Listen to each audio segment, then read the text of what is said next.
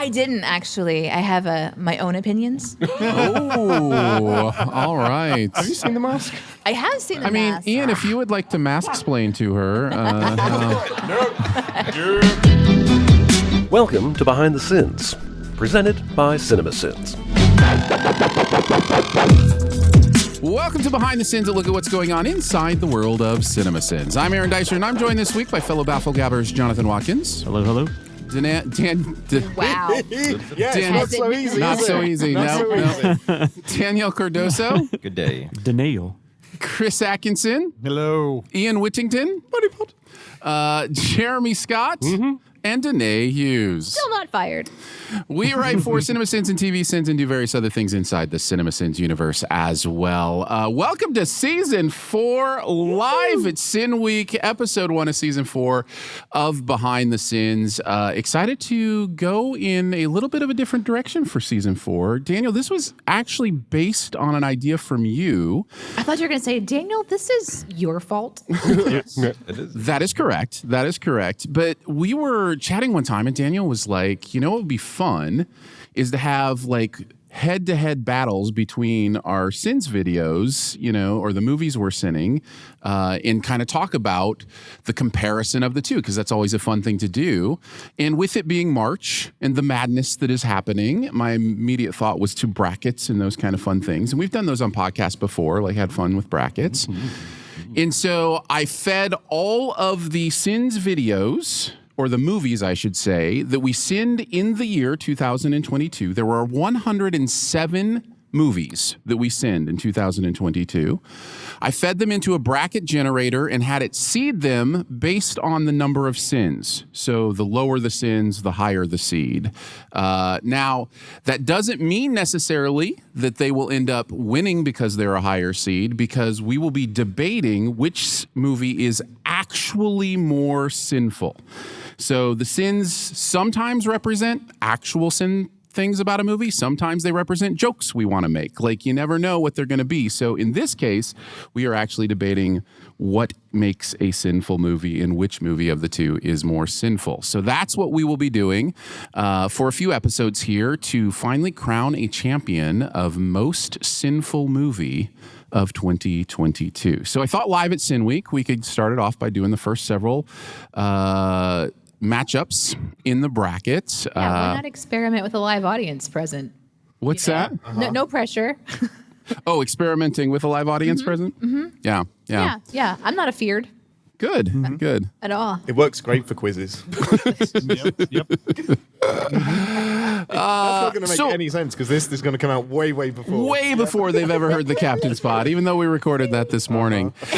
I will first, before we get into the matchups, open it up to the panel. Does anybody have any questions about how this is going to operate? I want to make sure everybody kind of understands the debates we're having. From what I understand, whenever I've written on a movie, my writing partner and I will start off talking about our experience, and then we're head to head against another writing pair. Yeah, And then that'll be the if there's format. a tie, that's when we wrestle. There will be no wrestling. Oh, I'm okay. sorry. I may have promised too much. No, yeah, the format of these matchups will be as such. I will introduce the two movies that are matched up. I will say who is writing on them, and the writers who did write on them, I should say, the writers who wrote on those scripts will be the first to enter the discussion because they have the more in-depth knowledge of those sin scripts and of those movies. Then we'll open it up for discussion for everybody, and then we will vote, and everybody will have a vote on which movie they think is the most sinful. Does that make sense? Yeah. Sure. Nope. Ian, would you like some more clarification? No. Okay. All right. All right. So we're going to get into it with the 2022 Battle of the Sins. Battle stations! Time for the one-on-ones. Who will win this year's $1 million game? Round one, ding ding. Kicking it off in our first battle, the closest ranked battle of the episode. 64 seed against a 65 seed, the Hangover 3 versus Karate Kid 1984. Hangover was out in August. We released the Karate Kid video in September. Chris and Daniel wrote on The Hangover. Jeremy and I wrote on Karate Kid. Both movies had 127 sins. And the audience vote, well, I'll wait to reveal that. I'll wait to reveal the audience vote. So let's kick it off with Chris or Daniel or both. Some thoughts on what makes The Hangover 3 a sinful movie. Go ahead. It's The Hangover 3. That's one right there. I mean, I do think that this sort of competition, having a third movie in a franchise versus an originating movie, I do believe that there should be some points against The Hangover for really milking that premise for that long. And yeah. I don't think I need to elaborate on that. This one also made the Zach Galifianakis character the main guy, essentially, or like kind of not really the main guy, I guess, but they put him more in the forefront, and his character sort of like belongs as a side kind of like comic relief, more comic relief kind of guy, and they like featured him more, and he's such an asshole, and it's like it was hard to watch at the beginning. Like, oh, are you supposed to root for this guy? What are we rooting for with the Zach Galifianakis character in this? And then like the new premise is that John Goodman is pissed at them because they unleashed the Ken Jeong character on them. But there's in this story that he tells them, I don't know how they were responsible for Ken Jeong even being in his life at all. Like, it makes no sense. It's like, you brought him into my life, and he ruined me, and he stole this money that he got from some deal he made at an airport or something like that. And like, I'm like, why do they have the responsibility of him at all in this movie? I don't get it.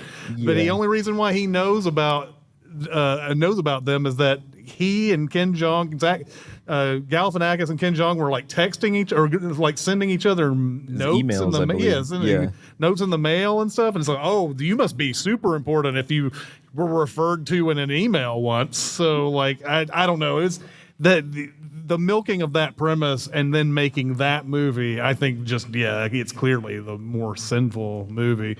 I don't know though. Are we supposed to be fighting for the one? Yes. Sorry. What side are we on? Like, you are on whichever side you feel is right. Like, so you're giving knowledge on The Hangover 3, but if, for instance, you thought Karate Kid was more sinful, you could talk about that too and about why that was. Yeah, that's what I thought, because it would be silly if I'm sitting here like we've got like some amazing movie. Right? Yeah. So. Everything Everywhere All at Once is so much more sinful than Hangover 3. Yeah. I mean, if you go by like script length, it is. Well, that's true. It's a much longer script. Yep. Thankfully, we don't have to go by script length. What do you remember about some of the sinfulness of Karate Kid when we send it? The fact that the movie treats L.A. like it's 4 city blocks wide. Mm-hmm. Yeah. Like, he moves to L.A., they move to Reseda, which is like whispered all throughout the movie, like the really poor town, right? Reseda. Yeah. Happens to go to the beach with another poor kid from the poor apartments, and they run into every key character that they will need for the rest of the movie, except for Pat Morita. The bully is there, the future girlfriend is there, right? So then he goes all the way back to poor old Reseda, and he's going to go to high school the next day. And you would think Reseda has its own high school, and it does. But it turns out that all the Richies, like the bully and his future girlfriend, go to the same high school. It's amazing. L.A. is the size of like a 5,000-person town in this movie. They bike everywhere. In LA, like all the bullies bike to his house, all that kind of stuff. And the kid that he goes there with is this Freddy character that like the movie is like setting up like, oh, they're gonna be and then Freddy just disappears. Like he's in the crowd at the end of the tournament or whatever, but the movie just totally forgot about him. For the Karate Kid, I have to focus on the chores. like the chore training, because it's complete nonsense, like in so many different ways. Number one, that you could get good at karate just by, waxing a car or painting a fence, but also the way Miyagi teaches him is the dumbest possible way to teach somebody to do anything. Like half the time he's missing, he's not even there to correct anything. He comes back after Daniel has painted half the fence incorrectly. Yes. Well, so why didn't the incorrect painting lock that into his brain as much as the correct painting locked it later? You know what I mean? Like, it's just the silliest way to... You can't build muscle memory in 12 hours. That's Right. just not how the body and the brain work. Yeah. But I also want to point out, I didn't realize as a kid how much they straight up tried to murder Daniel when they pushed his ass down that hill. Like, he should be straight up dead. Yeah. And in the movie, I was just like, oh, those bullies are so mean. But like, present day me watching it was like, oh, that's like attempted murder. attempted murder. Yeah, Go to jail definitely. for that. And that's before we get to the last battle with the kick to the face being the winning point, and Even though you can't. And is to the the crane face. kick a great kick? No. Isn't it pretty much just a front kick, but you're taking And your it's- arms out of the equation and yeah, being it's- off balance? It's super obvious what he's doing too. So Yeah, I mean, there's only one thing it's you crap. can do is kick with that Right. foot. That is Right. probably the I don't know how to say this. One of my favorite movie moments as a kid that has turned into one of my just a bullshit thing now. It's not only a bullshit kick. He says, "If do right, no can defense." Like, there's impossible. No Right, one can yeah. ever defend No one is this ever going to stop this. unless you fuck it up. Yeah, yeah. But it's better than in the second one where he's doing the instrument the thing. drum. Yeah, he's just doing that. Now that's a movie that falls apart hard when you watch it. I didn't now. even like that when I was a kid. Oh man, I liked that. I like the movie Peter when I was a Cetera kid, song. but- That was about it. Yeah. So there's some thoughts on Hangover 3 and Karate Kids. Open for debate. What do you guys think? Which is the more sinful movie? Who wants to talk first? I wanna think hear I agree somebody with say it's- Daniel. I feel like if there's 3 of them, they should have been stopped long before this one. Like this is the Karate Kids. Let's see what happens, and this one's like, we're just gonna milk it because we know people are gonna come back to this franchise, even though it's shit. They also kill a giraffe for laughs. Oh Is my that this God. one? Yeah. The beheading. Yeah, Zach Galifianakis has a giraffe in the back of his car and is oblivious to the fact that he's about to hit an underpass, and they make that into something funny. I had forgotten that. Can we- They even made that a mobile game when the movie came out. Can we make a rule Yeah. that, like, going did forward not. with this game, we'll mention that kind of stuff really early? Because Are any giraffes killed in this I movie? feel like that will To just thedogdie.com. be a really that's a good one for Did me. the giraffe go under the bridge.com? Oh no! Oh my God! It did not. Most movies, yeah. Some of it did. Some of it made it. Holy shit! I have not. I'm sorry. No, go ahead. I have not seen Hangover Part 3, but I have to believe it's more sinful than Karate Kid. Even though Karate Kid definitely is a movie I loved as a kid, don't really like that much anymore. I mean, it's okay. It's not terrible. But from a sin standpoint, I have to believe Hangover 3 is Well, worse. it is what kind of makes this interesting, Yeah. to me at least, right? Because Karate Kid is a more fun movie to watch. It's more interesting to Yeah. me. I have nostalgia for it, but it is really sinful. Like, there's a lot Yeah. of movie things that happen just to make sure that the plot happens. So these conversations will be interesting in that way. Ian, do you have any thoughts? Is it fair if you haven't seen one of the movies? I mean, Jonathan to said he hadn't compare? seen Hangover Part 3. haven't So I seen the- haven't either. I, of the 2 movies, have seen the better. I've seen Hangover Part 3. I have not seen Karate Kid, but I agree. Was this like It a has to Rush be Hour worse. 3 situation where a girl just wanted to make out with you and you were like, I'm watching The Hangover? What? Okay, so I thought you meant the Karate Kid. I was like, what year did the Karate Kid come out? Because that is not the case. Exactly the same. I've got Karate to Kid Part believe- 3, you should be making out because there's nothing to watch there. So I'll remember that when I eventually watch Yeah. it. Yeah, if only we had done Karate Kid 3 last year. Yeah, then we could have paired them together. Oh man, yeah, we could definitely. talk about Thomas Ian Griffith But for Karate like Kid 30 3 minutes. probably would have had like 200 something sins. They wouldn't even fit Yeah. in this category or whatever. Yeah. Wouldn't even made it. It's got to be the Hangover. All right. Well, let's get to it. The There- audience says The Hangover is the audience's winner, and they have 76% to 24% was the audience vote Wait. on that. So if you win, so it gets to keep going. Yeah. Correct. We're gonna advance. The most sinful movie of 2022 Oh, will that's be the what, winner. yes. That is correct. Apparently I had questions I didn't ask before we started this, but yes. Now our okay. individual votes. We'll start with the non-writers. Ian, what is your vote? The Hangover Part 3. Danae, what is your vote? The giraffe killer. Yeah. All right. Jonathan, what is your vote? Yeah, Hangover. Chris? Hangover 3. Daniel? The Karate Kid. Yep. For one single reason. Is because it came out in 1984 and I was born the following year, and then the next 2 decades I had to be called Daniel-san. There you go. That's fair. Yes, That's fair. yes, That is a no. big sin. This That is a why I big hate sin. Short Circuit, because I got called Johnny Five throughout all of elementary school. It's terrible. Man. Mine was Jen A from Forrest Jeremy? Yeah, Hangover 3. I'm voting Karate Kid. I think it's actually a more sinful movie. So by a vote of 5-2, Hangover Part 3 is the winner. All right, we'll move on to the next the match. loser. This is the 32 seed versus the 97 seed. Thor Love and Thunder versus Batman The Long Halloween Part 1. Wow. There's a fucking Pegasus on that one. Does anyone kill the Pegasus? Can we talk about that? Not in this one. Okay. No, Zach I had to Galifianakis think is on the about train. it, but no, I don't think so. I need to understand the animal murder. Really, I don't think there's All right. I don't think there's animal murder in Thor: Love and Thunder. Okay, how strange is it that poster wise it looks like Joker's in both? You know, it's like up in the left, up here, and then we got this. Oh, I see. Yeah, Sure, yeah, sure. Yeah. This was destined to happen. The Thor Love and Thunder video was in December. The Batman video was in February. Jeremy and Jonathan wrote on Batman Long Halloween Part 1. Myself and Jonathan wrote on Thor Love and Thunder. So, Jonathan, you were on both of these, so you should have some good insight on this. Thor Love and Thunder had 155 sins. Batman The Long Halloween Part 1 had 109 sins. So, Jonathan, we'll start with you. Give some thoughts on both. I had seen Thor: Love and Thunder in the theater when it came out, and I wasn't like head over heels about it, but I was like, oh, it's fine. And then when we watched it this time, I was like, oh no, this movie is terrible. Like, and I don't know how I didn't really realize that the first time I watched it.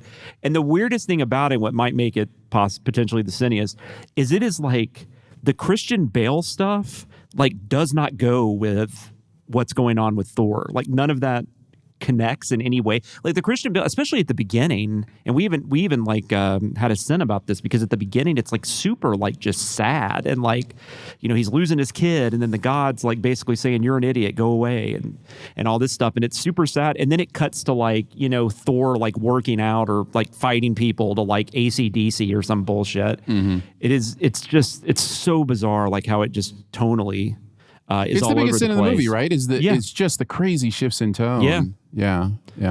Batman, I mean, it was we sent both of them, of course, and I think Jeremy and I wrote on both. But it's an okay adaptation of a really really good comic book, I would say. It's hard to remember what exactly was, you know, what part 1 led up to and then what part 2 did. I know in part 2 specifically they skipped a lot of the months, which was kind of irritating. But I mean, it was fine, right? I mean, it wasn't like we found sins for sure, but Solomon Grundy. oh God, I love the Long Halloween comic run, and I think the problem with a lot of these is they try to be too faithful, and so it becomes this part 1, part 2. So I think one of the big problems here is that it just kind of abruptly right in the middle. I do remember how mad you were that Commissioner Gordon only had 3 keys. you were so pissed. You're like, he only has 3 keys. He's a goddamn commissioner or whatever. You gotta have more keys than that. I was never even the GM of the Hollywood, but I had like 40 keys. I don't remember much about it. That's the problem with having. It's over a year ago that we did this one. Yeah. So I'm probably going to vote Thor: Love and Thunder, even though I haven't seen it, just because I've not met anyone that loves it. Well, the good news is that we don't have a part 2 to debate here shortly, too. So we'll go through the same thing over again. Prepare. I haven't seen the Batman one, but Thor is very, very sinful. There's a lot that it does that just doesn't make a lot of sense to me. Mainly among it buries its best like theme and story, which is Jane's story. Like the idea of her trying to decide what's more valuable, like having a shorter life that is fuller or a longer life that is, less full. That's a really interesting thing to get into. And the movie just kind of like waves at it a couple times and doesn't really explore it at and all. that's another thing about the tone. It's just completely off. Yeah. It'll have that stuff, and then Thor will make a stupid joke about something. You're just like, what are we doing? Yeah. So The only movie we've ever removed a sin for no logos, I think. we definitely we removed a sin for it not starting with logos. Yeah, that's what it was. But in that removal said, but if you add them partway through, we're giving you 30. And then of course true. they added them partway through, and we ended up giving them 30 for it. So yeah. Any further commentary from non-writers or thoughts? Debate? I did not like Thor: Love and Thunder. Good comment. I haven't seen Batman on Halloween, but yeah, Thor: Love and Thunder was just like, hey, people really, really liked Ragnarok. Let's do that, but on steroids and acid, and then miserable Christian Bale. And that's pretty much all you can say about it. There is stuff to enjoy as always because Chris Hemsworth is Chris Hemsworth, but it's the back and forth between the characters, like the stuff that's meant to be funny, just isn't for me. Goofy Thor is not my favorite type of Thor, and I feel like that's what we get. And then suddenly, sincere Thor is even worse. So yeah, it's not. If you're my an favorite, A-list actor that Marvel hasn't landed yet, do you look at this one and go, man, well, look what they did to Christian Bale? I'm not sure I want to be in a Marvel movie. Christian Bale's He comes actually out looking really nice. good, He was though. good in this, though. Like I don't think he comes out with any stink on him. No, I'm not saying it tarnished his reputation. Oh, okay, I'm just saying it absolutely wasted him in this crap movie. Yeah. Like if I was Keanu Reeves, for instance, I would want to have assurance that the movie was going to rule. Right. It depends how much Marvel money they're throwing at me, to be honest. I think If it's a lot also, of money, I'll do I it. think Ragnarok was such a big hit, and it was, and audiences loved it so much. I think Taika Waititi just got a blank check, and just, it was kind of like Tim Burton doing like Batman Returns or whatever. It was just kind of like, although Batman Returns is better than this, but it's just kind of like, he got a blank check. He could do, like, they just let him do whatever he wanted, and then a lot of the time that doesn't work well. Yeah. But I think that they also didn't do. They did some things worse in this movie than they did in Ragnarok. Oh, no, So, absolutely. I feel Ragnarok's great. So it's Yeah. kind of like a weird thing. Like, how did you? How did you miss the mark on the things that you already were doing well? Yeah, for sure. Yeah. As far as sequels go. Like because even when he was goofy Thor, like in Ragnarok and in Avengers and whatnot, he still had this like air of seriousness about him. Like he was still going through some stuff. Yeah. And then like in this one, like I don't remember him like sort of reckoning with a whole lot, even though I think that it was happening on screen, but the emotional connection wasn't really there for me. He almost seems disinterested. Like this just isn't a big deal for him. And it No, really he like should finds be. out the love of his life is like dying. He's just like, hey, well, you want to have sex? Come on, let's go. Yep. True. Danae, Chris, any thoughts? You guys have hit everything that I don't like about Thor. Aside from the tone shifts and everything, I think when it's trying to be funny, it's just not funny. That's the thing for me. Like it was in Thor Ragnarok. Now they're sort of grasping at straws. That Russell Crowe scene is one of the worst that the MCU's ever done, I think.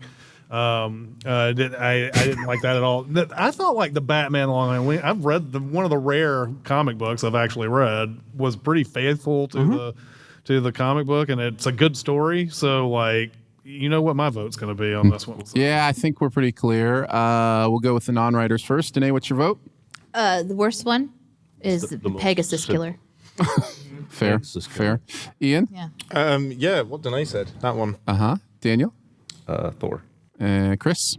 Thor. Jeremy? Thor. I say Thor as well. Jonathan? Thor. Bad Thor. All right. And the audience by an 81-19 votes also says... Where's the 19 That's a strong contender for People who hate Batman. right? Yeah. down to the end. Or Solomon Grundy. So yes, the winner is Thor: Love and Thunder. All right, we'll move on to the next one. This is a 33 seed versus a 96 seed. Halloween Kills versus Venom. Let there be carnage. Fuck that movie. Which one? You have to ask. Fuck that hard. Can I go first? No, you didn't write on either of these. Jonathan going to be our expert again. He wrote on both of these. Chris and him wrote on Halloween Kills. Jeremy and him wrote on Venom Let There Be Carnage. The sin total, Halloween Kills had 153 sins. Not enough. Venom had 109. And we'll start with you, Jonathan, again, since you wrote on both of them. Some thoughts. Well, Terrible. They just had no idea what they. So I'll let you. Halloween Kills was not good. The only thing I can really say, like, kind of positive about it, like, I felt like maybe that's the scariest they've made Myers in a while. Like, he's actually pretty intimidating. Although it's really fucked up how at the end of it, they basically make you want to like root for him because he's the one like getting beat by all the people. And it's just this weird like, you know, thing where you're like, oh, do I feel bad for Michael Myers now? I shouldn't, but I kind of do. So it's a really weird movie. And that whole like that fucking bullshit with the mob at the hospital. Yeah. That has to be one of the worst things I've ever seen in a movie ever. I mean, because I don't even know what the movie is anymore at that point. Is this a movie teaching us the struggles with like the dangers of mob mentality, or is this, you know, against Michael Myers? Yeah, against Michael Myers. What is he doing? Right. And it's obviously not Michael Myers. Like, I don't know who would believe that person was Michael Myers. Like, Wasn't Michael Myers. It was definitely not Michael Myers. Yeah, so, I mean, that movie is terrible. Venom Let There Be Carnage, there are plenty of sins. I mean, it's very easy to sin. It's a ton of fun, though. Like, I mean, as a movie, it's great. It's really fun. But there was definitely, we definitely were able to sin it. The one thing I remember mostly is they kept giving, like, the newspaper to I can't remember what her Shriek. They kept giving the newspaper to her, and she would just start screaming, and like when people would get hurt and stuff. And then I think Jeremy wrote this in. It was like, can people stop giving this woman the daily newspaper? But I mean, I don't know. What do you? Halloween Kills. You probably got a lot to say too. So. I hate how Michael Myers gets out of the building. First off, I thought it was dumb in the first place that the fire trucks are going whizzing past them, and while Jamie Lee Curtis and the crew are all in the back of the truck, and she's like, no, don't go and like put out that fire that's at the house, and then they go inside, and somehow, remember, Jamie Lee Curtis made this house to trap Michael Myers forever and to kill him, burn him down to the ground, all that. When the firefighters fall through the floor, Myers has found some like metal cage thing to be behind so that he can avoid being in the fire. You think that Jamie Lee Curtis, who's like dedicated her entire goddamn life to killing this Michael Myers, that she'd be like, oh, I'll just leave that there. That's not a problem if the building goes on fire.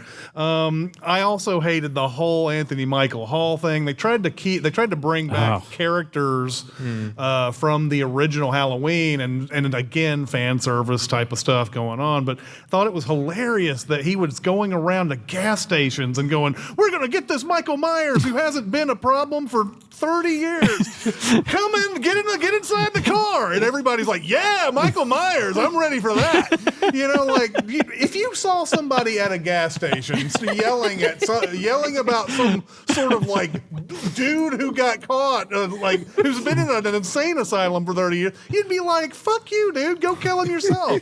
If you know so much about him and everything. And yeah, it's a bad fucking movie. I like that they go to that bar every year during that talent show, and Anthony Michael Hall just gets up there and tells that story every fucking year. Right. One of the biggest issues I have with Halloween Kills is that, remember, they've retconned everything. So like the very first Halloween is really the only thing that counts. Yeah. And then they continue that with the new Halloween. So they've skipped over all of this. Michael Myers, the legend that we know him here, you know, like we've seen 14 million movies with him in it, is not the same as that Michael Myers. Nope. Like, he's only done like a couple of things in that. He's a kid that killed 2 people. Yeah, exactly. And then he killed a couple babysitters 18 years later or whatever, 15 years later. That's it. And she's just like, this person has been a scourge on our town Yeah, like for 40 years. they're No, he hasn't. and like in the 2018 we talked about that too, because like the fact that they would be doing that podcast and it would, I don't know, it was just all that kind of crap, just didn't make any sense. It's like it makes sense if he's killed all the people in 2 through 7 or whatever, but it doesn't make sense if we're just going by what happened in the first one, and that follows like Chris said in Halloween Kills. I don't know, what did you have to say? Do you have anything to say about Venom? Oh, do I?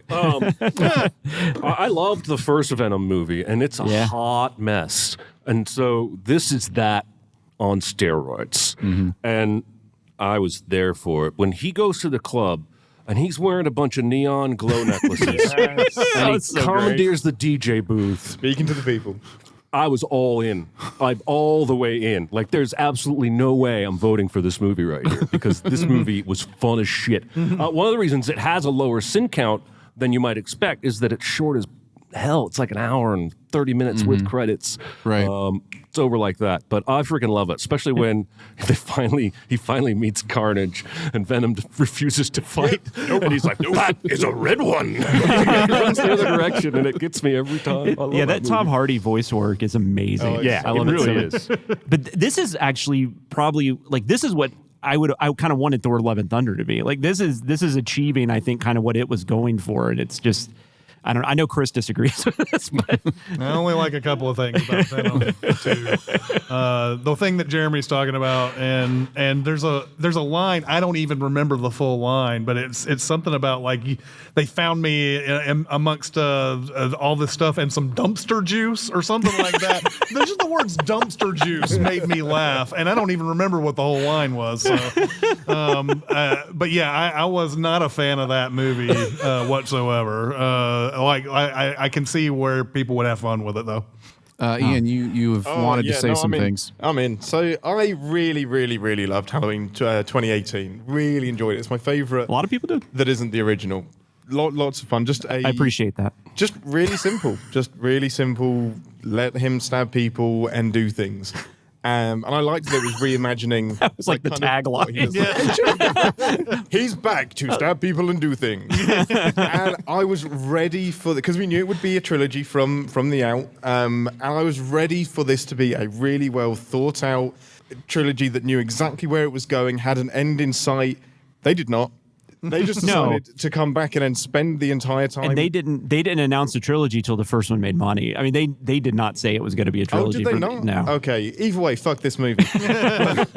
The momentum is gone. You barely see him do anything. You're just trapped in with her in the hospital, just crying. Oh yeah, that was terrible too. And yeah, the mob stuff is ridiculous because it comes to a crashing halt because they're trying to obviously tell this morality thing of this is the danger of mobs. This is what happens. The wrong man dies. And it's not what I'm here for. That's not what I'm great. Make your point, but that's not why I came to my Halloween movie. I came to my Halloween movie to stab things and do stuff. You went there to stab things? I did not. No, he's like I in that did not. Scream 2 audience, like yeah. I was there in my Michael Myers mask.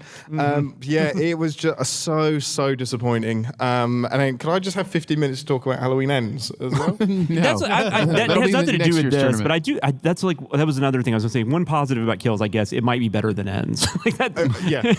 Yeah, that's the only thing that saves Kills is that Ends is way worse. Because if you don't like it if Michael Myers isn't in the movie, whoa, watch Halloween Ends. Yeah, just wait.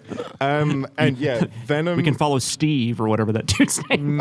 You could at least introduce him in. Anyway, Venom is just a lot of fun. Like it learned exactly the right lessons from the first one. Fixed some of the CGI goopy, messy shit that happened at the end of the first one and cleaned that up for the second. And it has. I'm gonna commit. I haven't seen every. Wait, what year did this movie come out? Was it 21? 22? Venom was 20. They were both 21, I think. Yeah, it was. That sounds the right. video was in January, of 22. So yeah, I'm sure it came out. I haven't 21. seen every movie of 2021, but I think this has the single greatest shot of 2021, and it is Venom in the cathedral, backlit by that stained glass thing, and it's just before Venom. Not Venom. Yeah, Venom comes. No, Carnage. Carnage. Sorry, Carnage is like all splayed out and just backlit beautifully. Yeah, and then Venom's just like, nope. And it's just a beautiful shot. It's like, that doesn't belong in this movie. That's a cathedral. They do waste Carnage a little bit. I guess they could find a way to bring him back, but they do waste Carnage a little bit, which kind of blows because that's a pretty interesting character in the comic. Oh, books. you can easily bring him back. But and Harrelson's perfect. I mean, and also, I mean, it gets. I was going to say it gets more points for being only 90 minutes, but I think Halloween Kills is 90 minutes, but feels like 4 hours. So that might be. That might just count against it. But yeah, no surprise we're only voting. Halloween Kills was my least favorite movie of the year. It was just a terrible experience. But it's interesting because I feel like we're pretending Venom doesn't have a lot of sins, but that's a movie with some sins. It does, yeah. And I will say, audience-wise, this is one of the closest votes of the discussions we will have. So like there's certainly many people who feel the other way. Daniel, do you have any thoughts on these? No, I have not seen either of these movies. Okay. Danae? Did any of them cause people around you to call you names other than just Daniel? Yeah. Like with Karate Kid? No. Okay. Did any animals die? that's it. Actually, in Venom they might eat some chickens. So. Yeah, there's definitely some eating of That's chickens. the worst That's movie. correct. Then, just for me. Fair enough. Yeah. Fair enough. All right, we'll get the official votes. Danae, A chicken killer movie. chicken killing movie for Danae. Daniel. I'm going to go with Halloween based on what I've heard here today. Okay. I will also go with Halloween Kills is the more sinful movie. Ian. I think we have drifted into accidentally, which is the worst movie rather than more sinful. But I think Halloween Kills counts for. Yes, I both think. fronts. Yes, absolutely. Is it my turn? Jeremy. Yeah, it's Halloween. I haven't seen it, but it's definitely more sinful. I still think a lot of the times though, that is going to coincide, right? The worst movie is the more sinful. I mean, it's that's certainly not going that to overlap. Yes. Yeah, and I definitely think Halloween Kills is more sinful than Venom. So Yeah. And I don't know if you're going to. There's not going to be very many matchups where you think the movie is better, and you think that it's still more sinful. Although that is a perfectly valid choice if you think that's the case. I don't. Right now, I think if we really wanted to properly do this, we'd all watch these movies and just be like, what is like the absolute worst of it? Yeah. What has the most sinful plot and the most sinful this Right. and that Yeah. and whatever. But this is basically going off of our memories and everything. And yeah, I don't like either of these movies, but Halloween Kills is for sure the most sinful one for the reasons that I brought up. And the audience vote by a 57% to 43% is also Halloween Kills. And that will be a 6-1 vote and they on do the panel. what's her name wrong too? Judy. Oh, yeah. Huh? Yeah. Yep. Strode Strong. Very dumb. 3 generations Yeah. strode strong. Strode strong. They were strongly stroding. Yep. It should have been Ian's choice of stabbing and doing things. Now they would Honestly. have now they would have Academy Award winner Jamie Lee Yeah, they Curtis would. at That's right. the, Yeah, at they the would. top. For the record, we love Jamie Lee Curtis. We do indeed. Yes. And All she right, on loves to us. the next matchup, a 49 seed against an 80 seed. That's a pretty close matchup. In December, we send Bad Mom's Christmas. Fuck that movie. What a pair. In November, we send DC League of Superpets. Danae and I sending Bad Mom's Christmas. Jonathan and Ian sending League of Superpets. Superpets had 121 sins. Bad Mom's Christmas ended up with 136. So which is the more sinful movie? Danae, tell us about Bad Mom's Christmas. No. I don't want to remember this movie. I watched the first movie to prepare for this movie. And the thing that this franchise is doing that really bothers me is it's like so confident that it's like every woman struggles with being a perfect mom and having parents that have perfect expectations of them, and then they fail those, and they have a crisis of identity because perfection is their identity. But then by the end of the movie, they realize we're gonna do this again next holiday. And it pisses me off because it's like every time they do, I'm like, I'm not that person. So I didn't know who to relate to in this until the camel showed up. And I was like, you know what? Okay. Does the camel die? It is not. The camel's okay. Complicated. It's complicated. My I hated decision. it. I think I hated the first movie more, technically.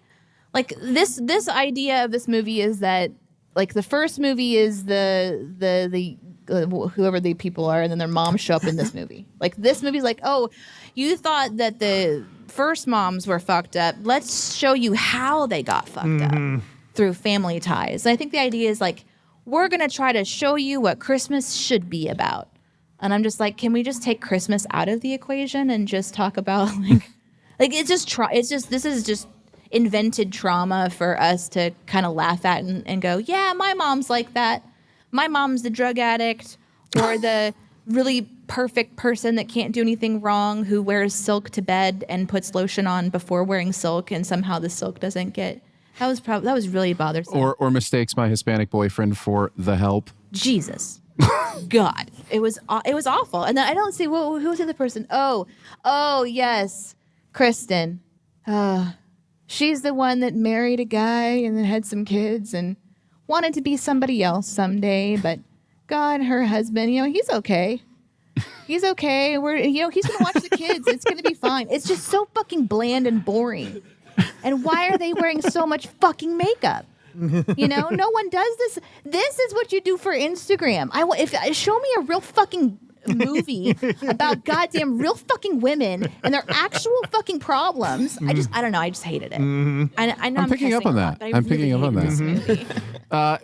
What you didn't mention, one of the most sinful things I think as well, is this movie has all of these women bickering, not working it out, and then one of the dads saves the day at the end by coming in and explaining it to the daughter about this is how mother-daughter relationships work. Yeah. And it literally is the turning point of the movie. It's the turning point of and they all got But the dunked in dad mall. explains it? Yes. Yeah. Yes. Wow. Yeah. And I was like, That's what I go talk to my daughter about all the time. This Well, is how you and your mother work together. I think the sin was, it's really surprising in a movie that was written and directed by women that they would do this. Oh, wait a second. And no women it was not involved. written and directed by women. No, it was No, not. this was not at all, and it wasn't surprising.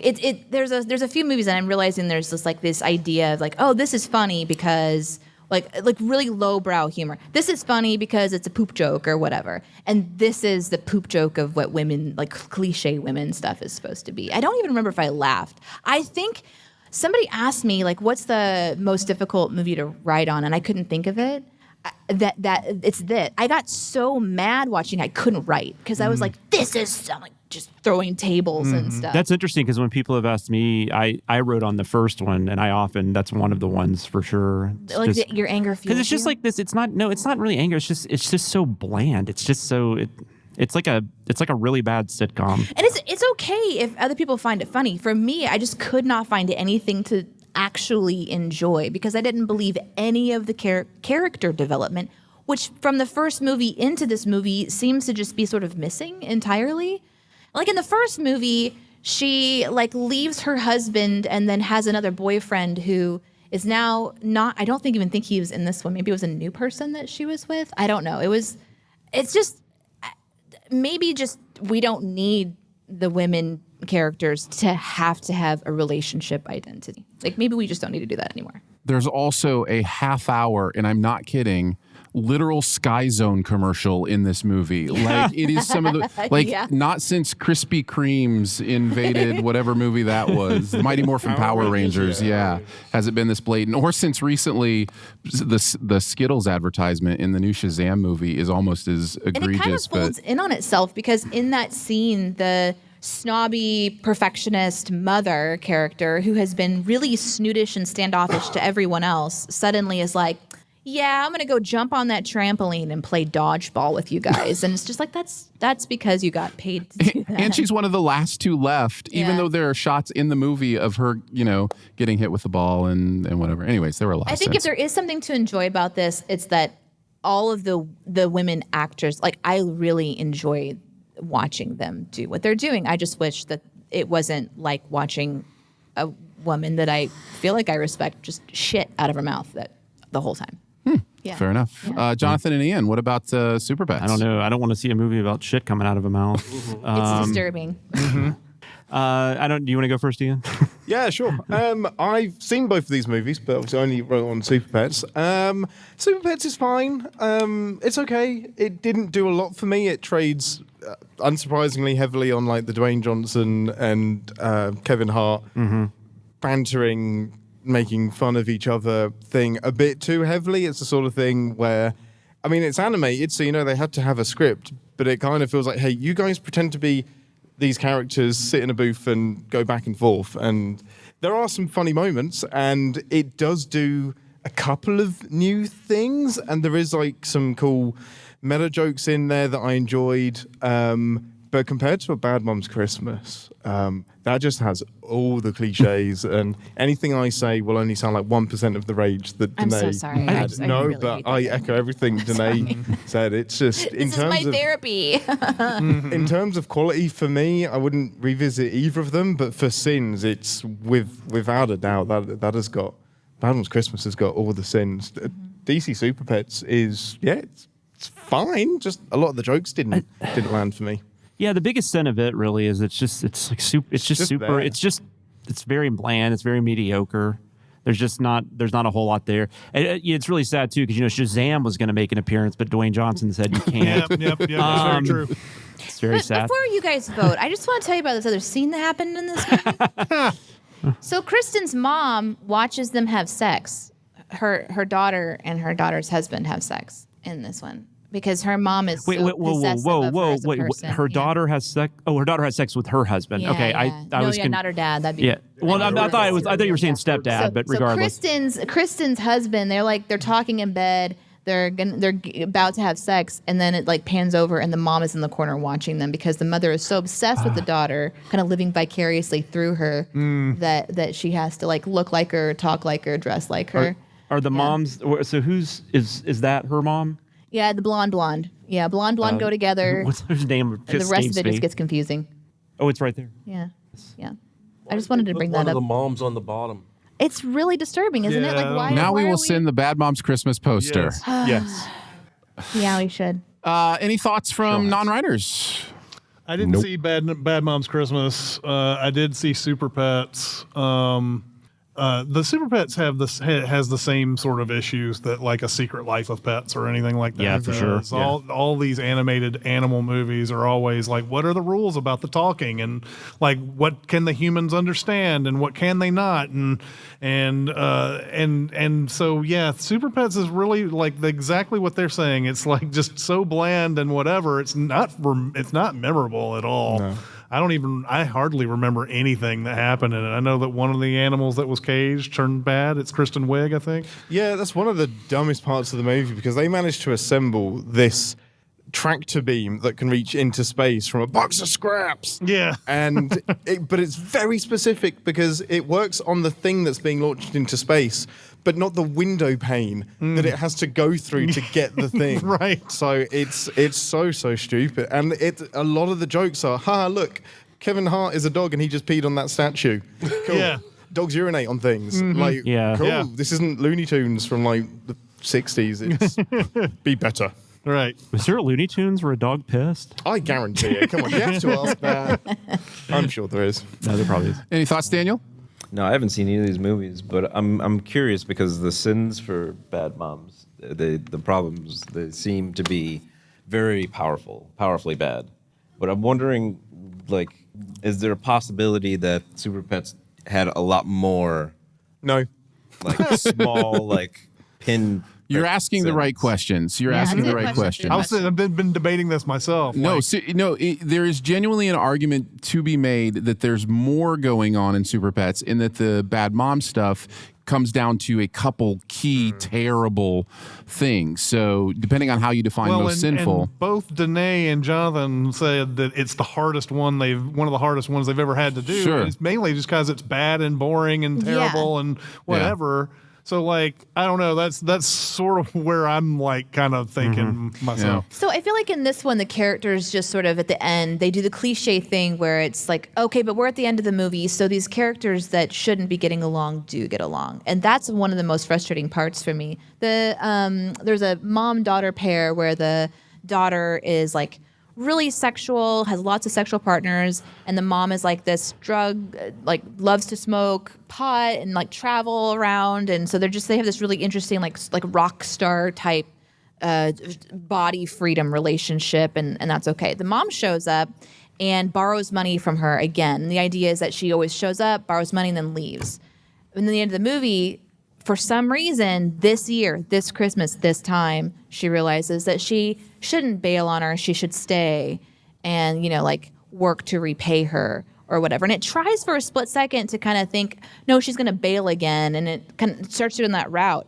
And how brave would it be if it did go down that route and didn't have like a little bow on the end of the relationship? How brave would it be if, freaky mom that wants to take over her daughter's life actually had to really go to therapy for a long time? And they really make fun of therapy in this one too. They go to a therapist to talk about all this stuff, and the therapist just berates them, and it's like a humor thing, and that was also quite bothersome. So you're right. There's some bigger like themes of like this is kind of fucked up, but yeah, what was happening over here that they had similar sins? I don't know, because those lowbrow humor things are also really annoying. Like there's a lot of that. It's the standard evil person is evil because evil things and wants superpowers. So you've got a really cliche villain that isn't super engaging. You've got the tortoise that can suddenly get super speed but is blind.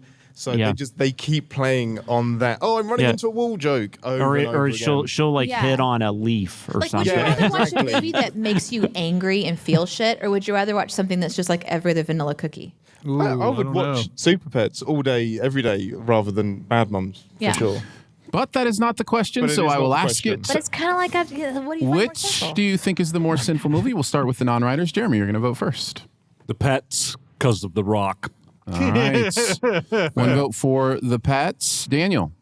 I'm going with Bad Moms just because it sounds like some of the things like they probably were worth maybe more than one sin. They probably should have. Not necessarily in the count, but like they sound like things that for every one of these you get like 10. Yeah. Right. Yeah. Chris. It sounds like Bad Moms is the far worse movie, but Superpets is the more cinny one. So I'm going to go with Superpets. Superpets. Let's see. I think that's all the non-writers. Tanae. Did any animals die in the DC Superpets? I wish. Well, there were animals that died in... Wow. Wow, Ian. Don't feel as bad about my comment. That came really fast. Just own it, man. Just own it. Yeah, it's part of who you are. In Bad Moms Christmas, they kill turtle doves. Like, guys, that's true. it's animated. No, that's not real. I honestly don't Bad remember. Moms I don't for sure think for me. anyone dies. yeah, Bad Moms for D. Jonathan? I was leaning Bad Moms, but listening to Daniel and Chris, I'm going Superpets. Superpets. Ian? I'm with Daniel's argument, whereas there are probably 100 different sins in Superpets that are P-shaped, and there are 10 repeated sins in Bad Moms that are Mount Everest shaped. So I'm going with probably fewer sins, but more egregious Bad Moms. That makes it 3-3 and up to me, and I believe that Bad Moms is the more sinful movie. That was a close one. That was a close one. It was. good. I can't wait till we have a tie. Yeah. Two of the blandest, dullest movies. Like just The Wire. Right. The audience Like said the first fight. And 67% of the audience said Bad Moms Christmas. 33 said DC League of Pets. So they also said Bad Moms Christmas. That's because they thought The Rock was in it. Yeah, That's true. Yeah, That's very true. Yeah. no, Yeah, I think that's it. because Zachary Levi was supposed to be in it, he wouldn't show up. Yeah.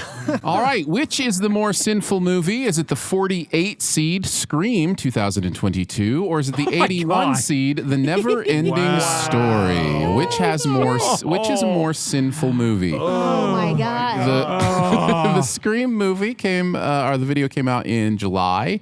May was when the Neverending Story movie released. Chris, you were on both of these scripts. Yeah. And Jonathan joined you on the Scream script, and Jeremy joined you on the Neverending Story script.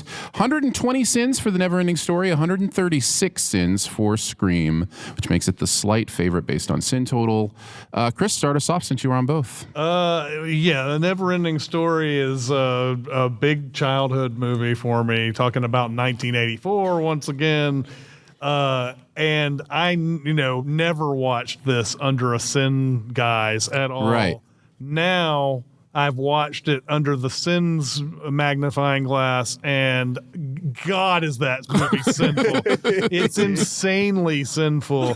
And you've got a friend in it. Yeah, I got a friend. Yeah, I met the childlike empress, grown up at the Providence Comic-Con. But I was stunned at how many things in that movie are like like they're saying there's all these people who are like, there's this terrible thing coming from the north or coming from the south or whatever, and like somehow nobody knows what it is, or like they the nothing. They don't know that though for some reason. They don't know that stuff's being destroyed, and like how are they outrunning it? Does the nothing just stop and just like what does it just rest for a second?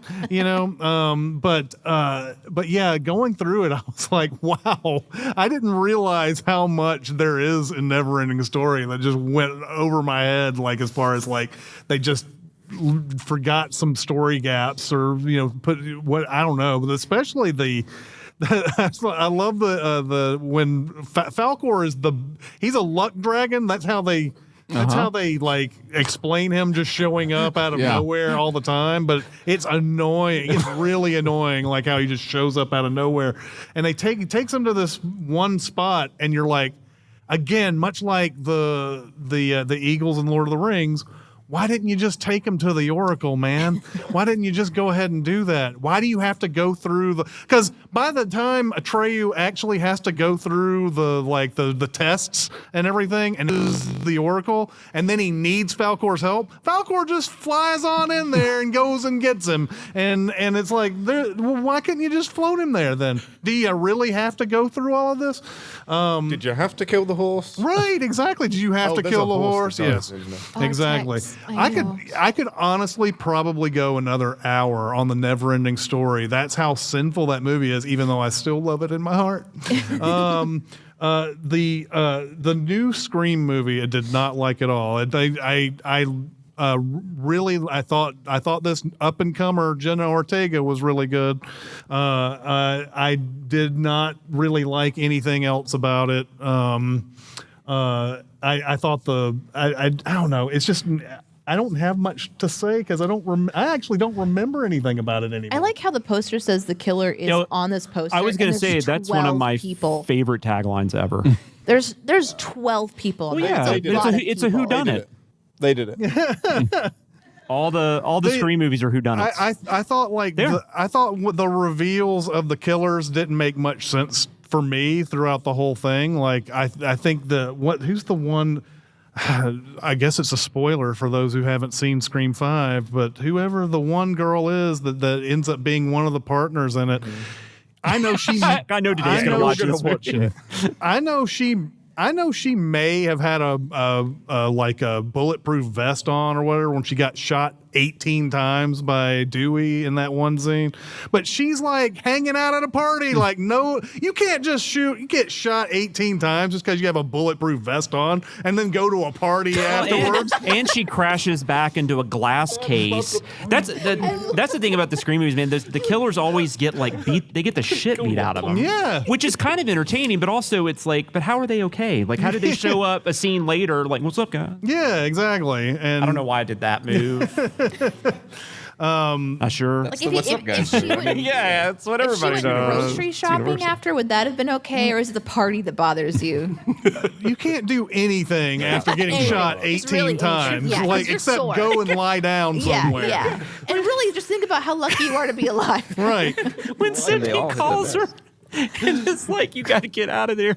You're in Stu Macher's house. Oh, yeah. And then it pans out. It's like boom, boom, boom. Yeah, exactly. We knew that already. Thanks. This is another one too, where like, for some reason, hospitals don't have security at all.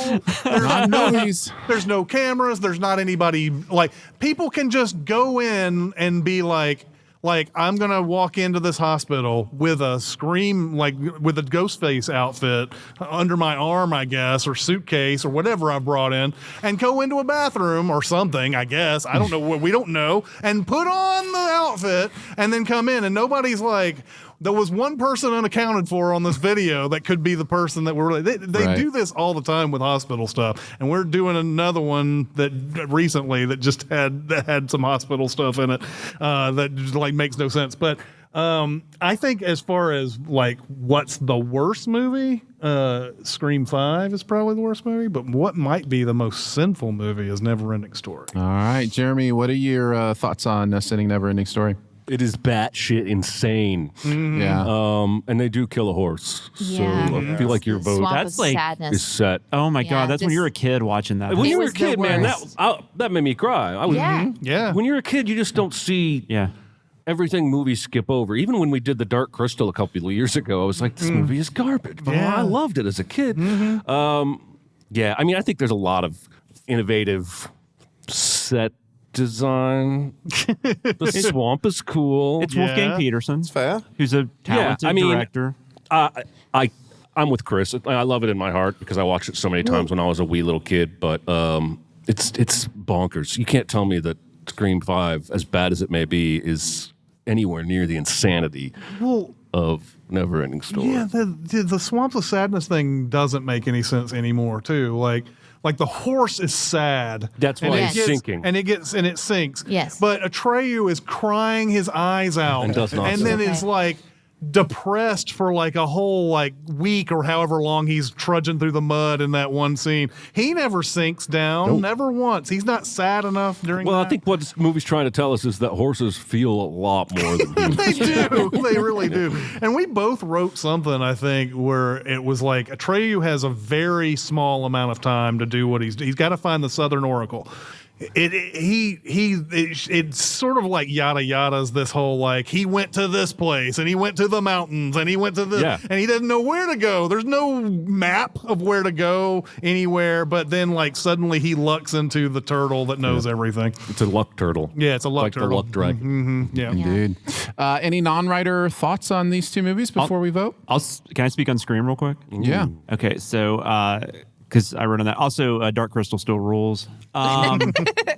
Scream 2022, I liked it more than Chris. I thought it was pretty good. I think Scream 6 is quite a bit better, but I did like the introduction of these new characters, which I thought was very impressive because they hadn't been able to do that in any of the previous ones, with the exception of maybe like Parker Posey, although that's the worst film. But anyways, the biggest sin I think for the Scream films, all of them really since the first one, is that we continually get, and we had a pretty big sin in this about this, we continually get these people dressing up as Ghostface and going after the same fucking people. And because that's a weird thing about Scream for a slasher franchise. It doesn't have like one killer. It has a costume. Yeah. It's not like Freddy's coming back every time, Jason's coming back every time, Michael Myers is coming back every time. And I do like that because I love whodunit. So it's always fun. That's part of the Scream movie. Like, who's it going to be? And what's the mystery going to be? Which they did a much better job in the newest one. That was a weakness of this one. Although I did kind of like the cancel culture kind of slant to it, or the fans not getting what they want slant. I thought that was kind of entertaining. Which I thought it was funny because the people that seemed to be really complaining about that were the people that do it. So I think they just saw themselves and were like, fuck you. Neverending Story, I haven't seen I can go and speak about Neverending Story. I haven't seen it since I was a kid. But listening to you guys, it does sound like it was maybe a little more sinful. Like Jeremy said, it's just so insane. So I feel like one of the things that Neverending Story does that like modern storytelling does so differently is it so unapologetically does not explain itself. Like, why did the book choose Sebastian to read it? Because I think this movie is trying to guilt every child into reading more. I think that's the point. Yeah. It's like, if you don't read, then the story doesn't exist and you're the reason that everybody dies. Is sort of kind of by the end of it what you're supposed to get is that that's like, a true story, by the way. That's what happens. You're going to read a magical That's why I book and read. it's your belief that makes it come true. And there's something interesting. Like, I feel like nowadays, if this story was to be told, there'd be more information about like why there's a childlike empress. Is she actually like super ancient but looks young? And what about those weird head-shaped people that were in her palace? And like, there's more that would have been told about each sort of, this is why these tiny people exist, or this is what the luck dragon is. But this movie doesn't explain any of it. It just shoves it down your throat, which is sort of brave. And sometimes I will sin a movie because it explains it too much. And I'm just like, just let me believe whatever I want to believe. But maybe this one just falls apart because I haven't watched it. Falcor shows up in the real world to scare the bullies at the end. He really does. Oh my God, I forgot about that. Yeah. I love that. I love that kid, by the way, when he's like got that sandwich and he like takes the bite. He's like, no, can't eat too much. And he puts it I must You ration got a it. long journey. Yeah. Like, meanwhile, his parents are at home. Like, where the fuck is my child? Yeah, right? Yeah. So for sure, I can see how you're saying it falls apart, because I haven't thought about it from a sinful mind like you, and I haven't seen the Scream stuff since I saw it in the Huge movie surprise. theater, I mean, if there's any person I think should watch the Scream movies, it's Danae. I went to the theater to watch a Scream movie. I've never told this story before. I might be slightly embarrassed. I don't remember which one it was, but somebody was stabbed through a bathroom stall. That would be 2. Yeah. I had to go to the bathroom at the movie theater, and people were dressed up in Scream masks. And now I'm martially At the arts theater you were trained. at? Seriously? Yes, they were. It was fun.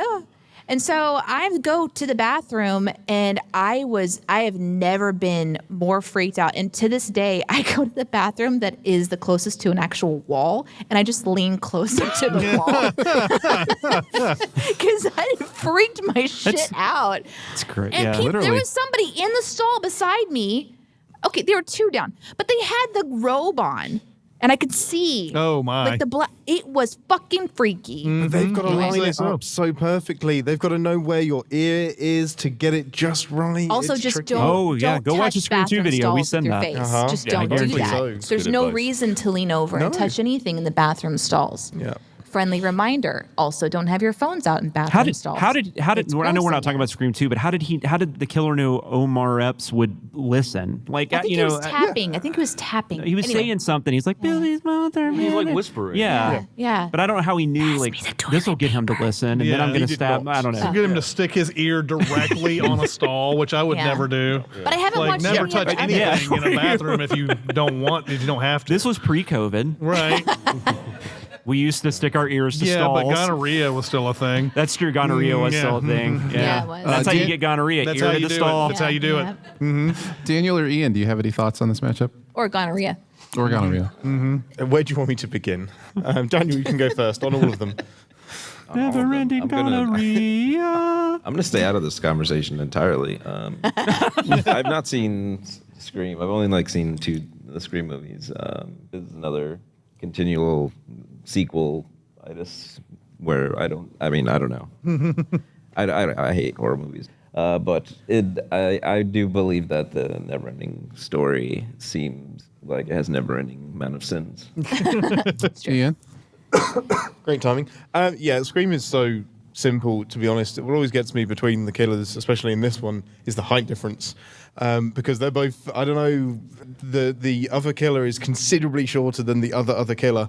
So they like going around on, I'm sure we've seen it in the video, but they're going around on platforms. There's a similar thing in 4 as well. There's a Yeah, yeah. huge- Emma Roberts huge is like height difference. 4'9" or something. Ridiculous. She's like up here. And this, for me, I felt really super cheated because, and I really like Scream. I think it's my 3rd favorite now that I've watched all of them. Nicely Except for done. 6. Except for 6. Thank you, Jonathan. You're welcome. This one is the one where I felt most cheated with the killer reveal because. Should we say who one of the killers? No. No? Okay, cool. Who it is a super, super nice character and has lots of logical reasons to not be the killer. And it's the one, if you line them all up and you're like, which one would be the most shocking? It's that one. And their character was like written knowing that they're going to be the killer. So misdirect us as much as possible, but somehow in the most obvious ways. I didn't feel like the reveal was earned or was any. It just felt really cheaty because they have to completely change their personality for what they're doing to make sense, which is fine, but that's not fun for me watching along who wants to use a bit of logic to guess who done it. I want to be able to guess who this is using some logic, and maybe I'm coming to the wrong franchise for that. That's probably for me the most sinful thing. And Chris, I couldn't sum it up any better. It's part of my childhood as well. It's amazing. But yeah, it probably has 1,000 of these little sins that just story-wise make no sense because they were busy drawing beautiful pictures and didn't think about the never-ending story of it all at all. And it never ends. Yeah. That sucks. It doesn't. Has anyone seen the sequel? Yes, all the second one. I have was Jonathan not. Brandis, Nothing right? about it to Jonathan never Brandis watch was in it. the second R.I.P. Yeah, yeah. The third one had Jack Black in it. There is a third one. I have not seen the third one. That is information. I mean, I don't think he was the main guy or anything, Okay, but Jack Black wasn't. You should not be surprised that they're sequels to the never-ending story. Yes. This No, is- that's fair. That's fair. I really enjoy the Scream reboot. I thought that was a nice fresh launch. You for mean the some- requel? Sorry, yes, whatever it is. And I also really enjoy the Neverending Story, and I also recognize both of them have lots of sins. I will start the voting and say I believe the Neverending Story is the more sinful movie. Ian, what do you say? Yeah, Neverending Story, which is a horrible thing to have to say. Danae? I think I'm going to agree. I feel like after listening to you guys talk about Scream, that maybe one of them is more like cerebral and kind of, even though maybe it fell apart, was more intentional, whereas Neverending Story is kind of like, and we're going to cut to this, and then we're going to cut to that. And storytelling does need to have some cohesion. There was a lot of cocaine in the 80s. There was. Yeah. Daniel? Neverending Story. Jonathan? Never-ending Story, Dark Crystal Rules. Jeremy? Never-ending Story Wow. because of The Rock. Hey, there is a rock Yeah, biter there is in a rock there. biter. There is a Yeah. rock biter in there. They was So I guess Zachary Levi's not a Never-ending Story either. They felt like such big, strong sins. Chris, what I'm about going to go you? with the Neverending Story as well, even though I like that movie better than Scream 5. Our first upset. better, This too. is technically an upset. The higher seed wins. Neverending Story is the most sinful. The audience agrees. 62% Wow. to 38%. The Neverending Story moves on. All right, on to a 57 seed, The Mask, versus the 72 seed, The Lord of the Rings, 1979. I really hope that was the poster too with that little typeset. That'd be awesome. In February, we sent The Mask. Jeremy and Daniel did that. Lord of the Rings 1979 was in September. Danae and Ian. Lord of the Rings 1979 had 124 sins. The Mask had 131 sins. Very close. Let's start it off with the writers. Jeremy, why don't you kick us off? Some thoughts on The Mask. I hate this movie. Ooh. I did not like this movie when it came out, but I didn't hate it. I just thought, there's that guy doing a thing, and it's not my thing. It's Ace Ventura in green paint. This might even come out before Ace Ventura for all. No, it was same year, but it was later in the year. But watching it for Sin's purposes, I can't find much to redeem. I know that people really love that musical number he does, Cuban Pete with the cops. Oh God. But Shake, shaky, boom. Shake, shaky, boom. yeah, Shake, shaky, boom. this is the very definition of somebody whose abilities change all throughout the movie and are never well defined, and it's just to get us where it's trying to take us. Cameron Diaz has turned in great performances at times, but this is not one of them. Well, this is her This is her debut, right? first performance, yeah, and it shows. The effects aren't very good. I'm sorry if I'm crushing anybody's heart out there. I absolutely abhor this movie. What's it going up against? Yeah, no chance. Yeah. Daniel? Yeah, I did like The Mask when it first came out, but I don't even remember how old I was. And but upon rewatching, yeah, he's just God, and he's a god. I don't know, and he just does whatever he wants, and the story is kind of built around that. So there's no real logic. There's a villain that doesn't seem like he should pose a threat until he actually gets the mask. But it's like, why did that even happen? So I don't think it works without Jim Carrey's physical comedy. I'm pretty sure like any other actor in there, and that movie is like a bomb. Like, it's terrible. So, but I haven't seen Lord of the Rings 1979. But from watching the Sins video, it kind of seemed like Lord of the Rings had more. It seemed like there was more story to it, and I think because of that, there's more sins. There's literally 3 books. But this movie wouldn't let you know that, because one thing that maybe your movie did that this one doesn't is have an end. This is yeah. an actual never-ending story Yeah. to this day. Interesting.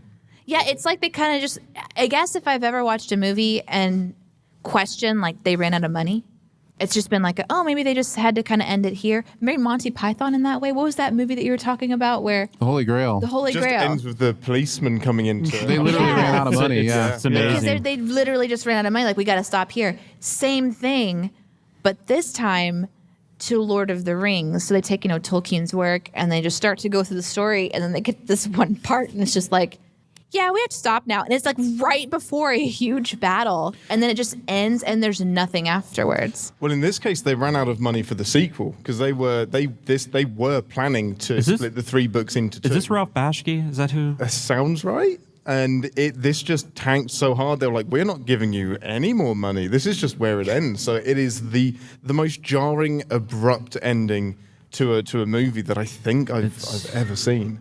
It's the golden compass of the 70s. I think at the end it says something like, and so concludes this story. Yeah. We'll pick it up, and they never do. So the movie tells you it's going to come back, and it actually never comes does back. not. It's very awkward.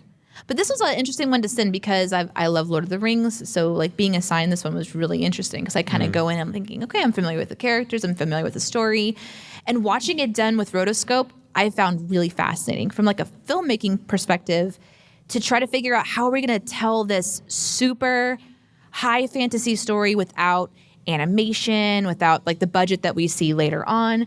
They're doing this really interesting work where they're like taking these actors that you're just watching through this really weird filter and they're like drawing on it and stuff. And I thought that was really clever and interesting. It was distracting for sure. But they were getting the story right. And it just abruptly kind of ends. So it was kind of easy to send because it was quirky, but it definitely had a story because it was literally just taking it out of the book. So it didn't need to be inventive in the storytelling. It just had to be invented in how they made the film. And I think the greatest sin is that they just couldn't figure out how to make it interesting for maybe a broad audience or come back in and do the last part of it. Yeah. But yeah. I mean, it's tricky to compare the sins because now it's so true to elements of the first, second, and third books. We're just now sinning Lord of the Rings. So what has more sins, Tolkien or the Mars? So it's pretty hard to say that. However, there are so many sins in it because it's such a complex story. It has the same issues that the actual Lord of the Rings has, but this has some questionable voice acting work alongside it, some really sketchy animation, and some of the best scenes are the rotoscoping stuff, which is just fascinating to look at and is such a choice. And I don't know who the audience of this movie was because it's not like Dark Crystal and Neverending Story terrifying. It's legitimately terrifying, but also most of the Hobbit stuff is really silly and seems like it was aimed at kids. So I don't really know who the audience for Lord of the Rings was. If there's a movie failure, it's that whoever took on the project did not know how to approach the audience. Yeah, or they thought they knew and just completely missed the mark on it. However, The Mask, I adore this movie.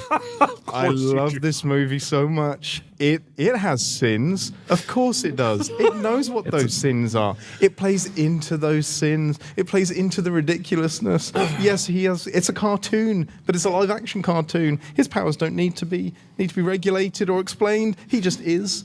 And it's a great love story. And Cameron Diaz is Cameron Diaz. It's a great love story. Jim Carrey is funny, and I haven't finished. And Ace Ventura is a great movie, and it's funny. And I think it has fewer sins. All right. Any non-writers want to weigh in on this one? I don't like The Mask. I'm closer to Jeremy. I don't think I hate it, but one thing I disagree with Jeremy. I think Cameron Diaz. I think that's one of the best things about this movie is how Cameron Diaz just kind of pops on the screen. I mean, she just becomes a movie star right before our eyes, basically in that movie. And I love the dog. Is that the same dog from Frasier? Maybe same breed. It's the same breed. I thought at one point I thought it was actually the same dog, but I could be wrong. But there's that scene where Jim Carrey's in jail. He's trying to get him to get the keys, and he picks up the cheese. And Jim Carrey's like, "Not the cheese, the keys." I don't know why, but that just kills me. Because it's hilarious, Jonathan, in a funny movie. That's one good moment. And I actually kind of like Richard Jenny, which R.I.P. Very, very, very sad loss. Way too young, but it's not very good. It doesn't hold up. Like I liked it okay when it came out, but I can't get into it now. Lord of the Rings 79. I saw this a lot as a kid. There's a lot of cocaine in the 70s, and That's you like know. your answer for Yeah, There's just every a lot decade. of I mean, cocaine. 70s and 80s, man. Yeah. There's a lot of stuff going around, and Like so. saying this one was a lot like, oh, derpy, derpy, derp, the animation, but this one sounds Yeah. like it's just like different kind of sin. What do you think, Chris? Anybody else? I haven't seen the 1979 Lord of the Rings. I haven't seen it. It's a trip.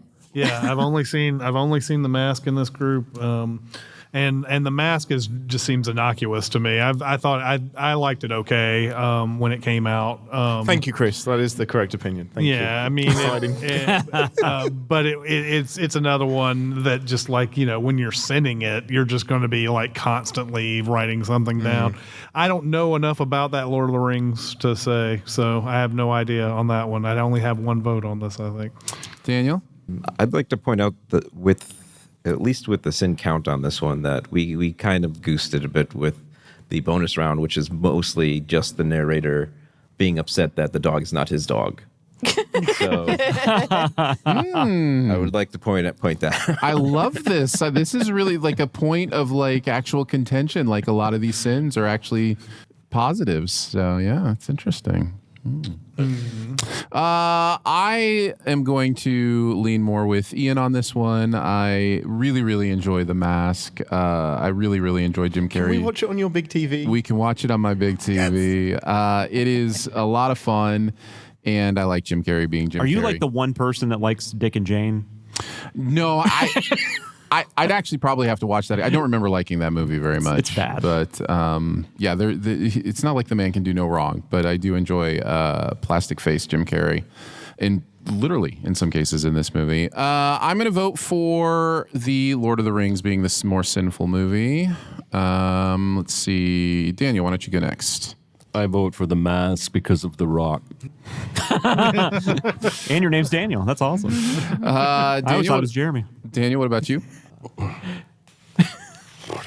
It's so difficult because I haven't seen like the Dato's full up, movie here of Lord of the Rings. Dato's up here with a Sophie's Choice, Lord of the Rings, or The Mask, This is very, or very his difficult. a big or his decision. unborn child.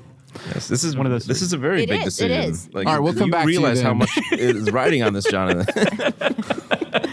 I'm going to vote for Lord of the Rings. All right, it's the more sinful movie. Jonathan. I'm gonna go Mask. Yeah. Now, Jonathan, you said The Mask is the more sinful did, movie? yes. Chris? I'm going to have to go with The Mask. God, but that picture of Lord of the Rings, Yeah. Gandalf picture makes me want to vote Lord of the It's a Rings. great summary. It really is. It really makes me want to Ian. vote it. Yeah, it's the Lord of the Rings is the more sinful.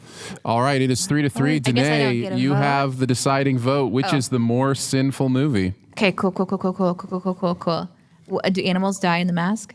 I don't think I don't you think do. so. Yeah, No. they do. Yeah, Jared, yeah, they The do. Mask Sorry, is they the more do. sinful. What? The Mask. The Mask is the more sinful movie. There you go. You 4 just did that to side with Jeremy. I didn't actually. I have my own opinions. Oh, all right. Have you seen The Mask? I have seen The I mean, Mask. Ian, if you would like to mask explain to her. Don't recommend it. Here's all what's right. great about Bad Mom's Christmas. The audience to a 67% to 33% also believes The Mask is the more sinful movie. many So, people wrong. there you go. All right, quality, on it's to Sims. the 25 seed Eternals versus the 104 seed Source Code. Chris and Ian wrote on both of these. So, Jesus. Chris and Ian, take it away. I think The Eternals may be one of the most sinful movies I have ever seen in my life, and I can't believe it's only 25 on this on the seating. I think the rules for The Eternals are dumb. I hate the whole thing, the whole plot of this movie, where it says where they're sent to this planet, which we find out ostensibly is to grow this giant super being, right? And they need tons of beings on the planet in order for that being to wake up. But what do they, and so they say, like, you can't help humanity during this time. You can't give them technology and all that. You have to let them kill each other. And you're like, why?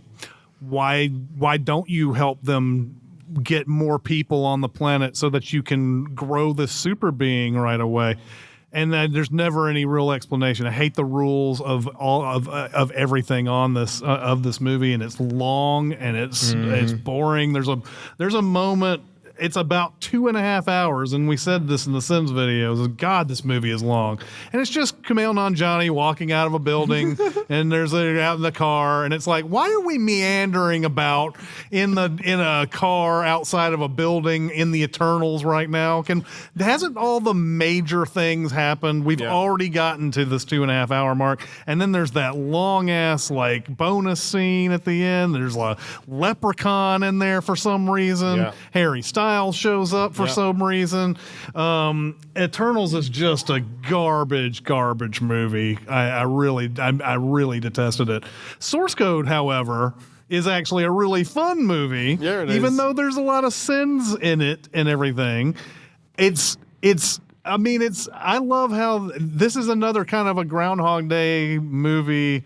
But I don't know if I've ever seen one that I've hated. Like, it seems like that premise can be done all the time. And I've seen maybe one average one. And it was like a straight to Netflix one or whatever. Yeah. But wow.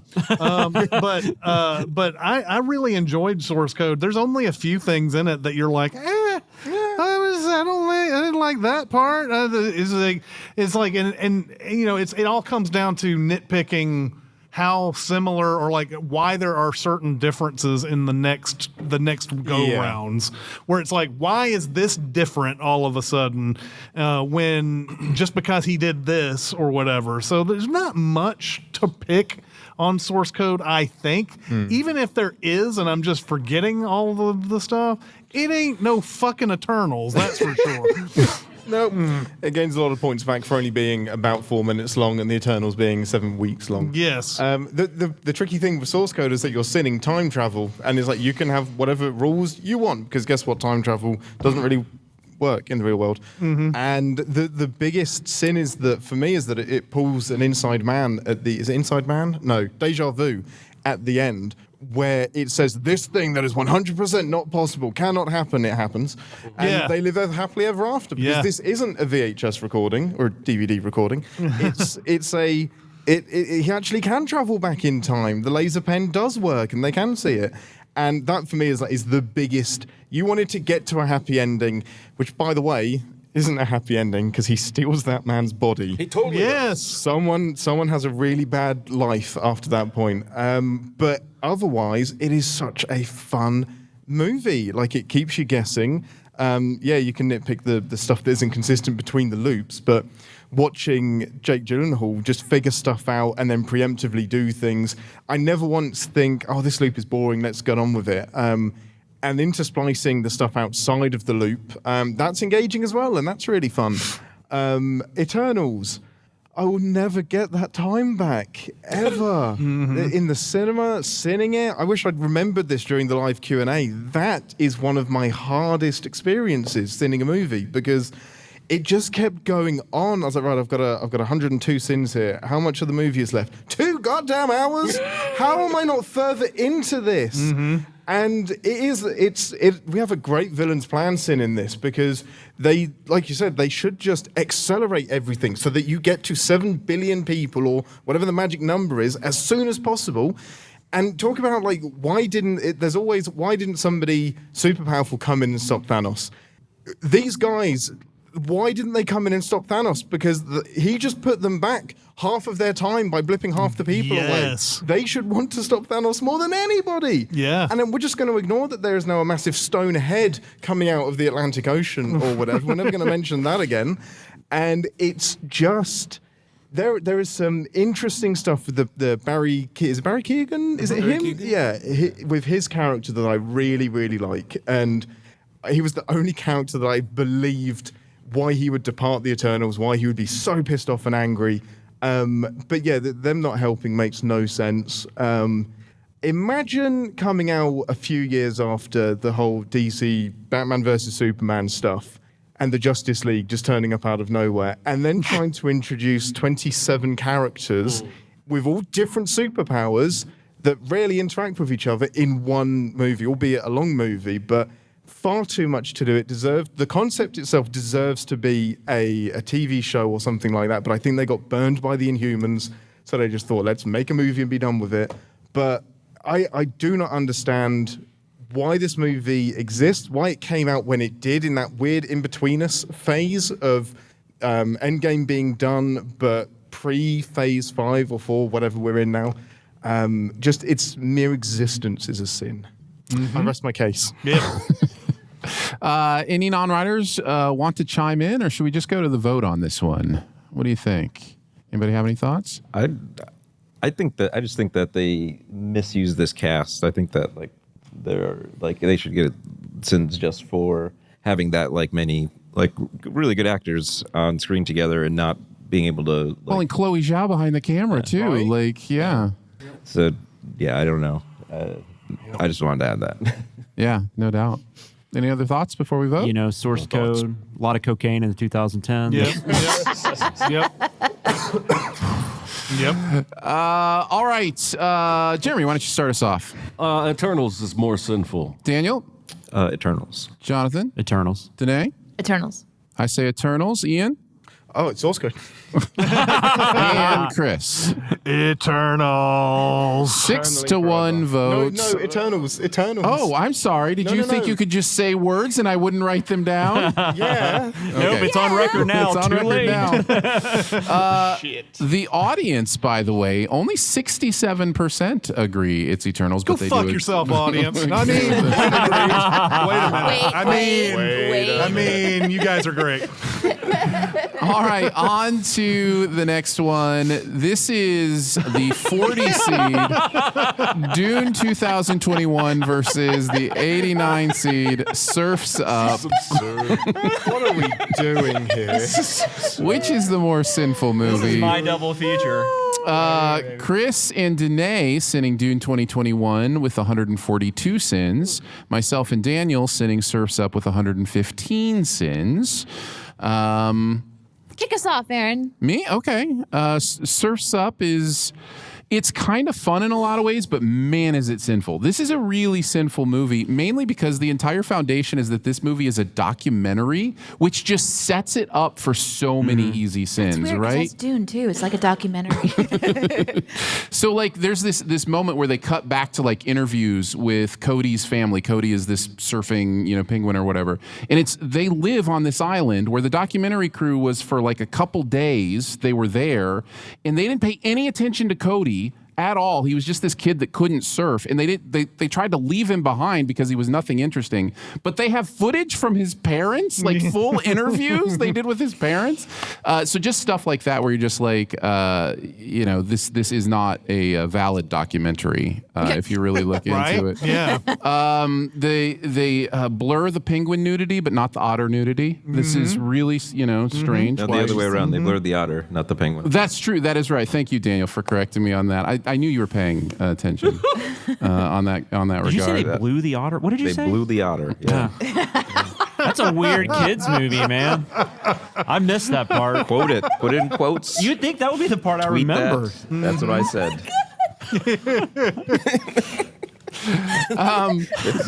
They blurred the otter the otter's crotch, but they did not blur any part of any penguin.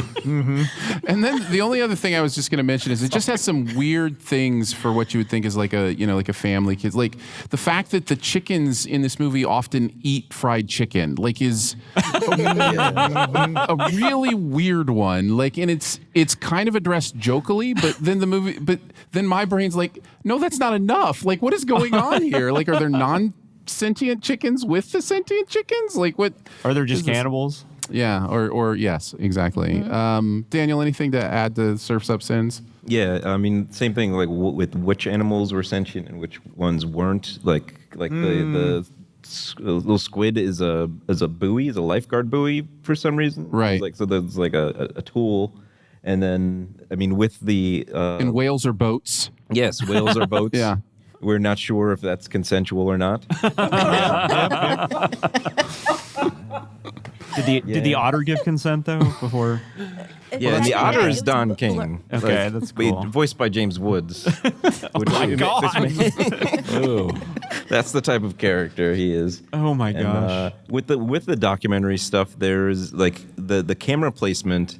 Like they have this like documentary footage, and it's like you have no idea how they got all this footage. They would need 20 cameras like in the water at all times, and it never makes any sense.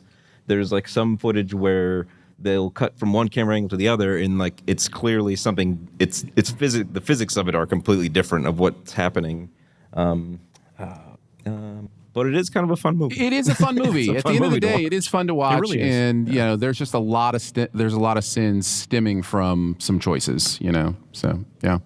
What about Dune 2021 and its comparison to Surf's Up? This is an interesting one right here, man, because I think Dune might be a more sinful movie than Surf's Up, even though it's a better movie. Again, Dune, first off, is a part one, which is instantly a sin for me.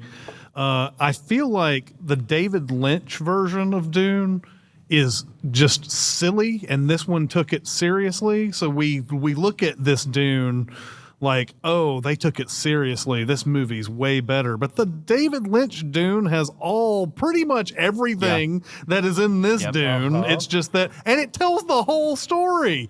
And this one is like, nah, we're gonna get you to part two. You gotta remember the part one. We're not gonna end it.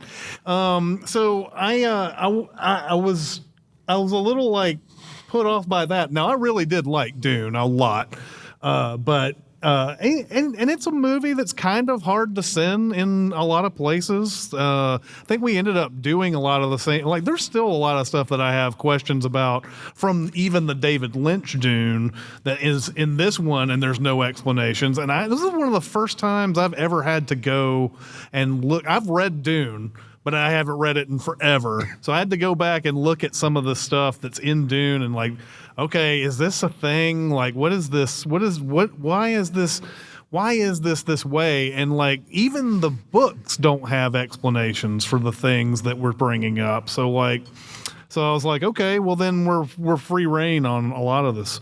Yeah, that allowed some bravery because we didn't fear the fan backlash as much because we couldn't find an answer to some things. Right, but a lot of the stuff in this is, you know, it's just there's the long shots of Zendaya looking at the camera and everything, and like I think it's funny that they make it out to be this big epic love story and everything, and it's like before they even meet because he's dreaming about her, but like it also just feels like that's a dude that is horny the whole time. That's what it feels like. It's the like whole a time. Sexual awakening story.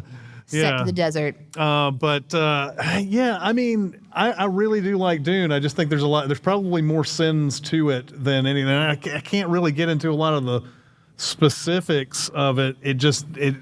I don't know, just there's a lot of things in it that just don't really get explained in it. Like why certain characters are the way they are, and like, yeah, I guess if you've read the entire Frank Herbert, maybe it makes sense. You might know, but like just watching it, it's hard to understand. Surf's Up, I've seen it twice because I saw it in theaters when I was working in a movie theater, and I saw it to review the script, and I don't remember much about it at all. I mean, it's clearly an inferior movie, but I feel like Dune probably has more sins. So one of the things that was interesting about like writing on Dune was some of the character shifts, and I know it's hard because sometimes they're going to make changes to characters because it's a movie, but we were really annoyed about a couple of them specifically. One was this doctor kind of making some of the decisions the doctor made in the movie based on how it would have been in the books, and we'll kind of skip over the details, but that was bothersome. And another was that when they arrive into the desert and they go to learn about the Fremen, and there's this like very knowledgeable person that they meet, and they end up killing that character before she can go ride the sandworm, so that whenever he does later, maybe it looks more epic, which doesn't happen in the book. And sure, that's frustrating. But they kill her and they just like slash her water thing open. And just knowing that water is so precious, just these weird things like, why would you do that? So it's almost like they kind of forgot to be really in the world a little bit. Or when the guy spits, which is a sign of respect. Yeah. But they just kind of forgot to mention that so that it builds tension. Just these sort Right. of ways that they didn't have to do that. Like for us, it's shocking. But for them, it would be like a life-saving situation to maybe not cut off the water supply. Yeah. Like if you're gonna kill someone, kill them and then drain their blood so that you get their water or whatever their kind of situation is. The doctor character, the thing that we keep going back to is why did he switch sides? Why did he? And His motivation was weird.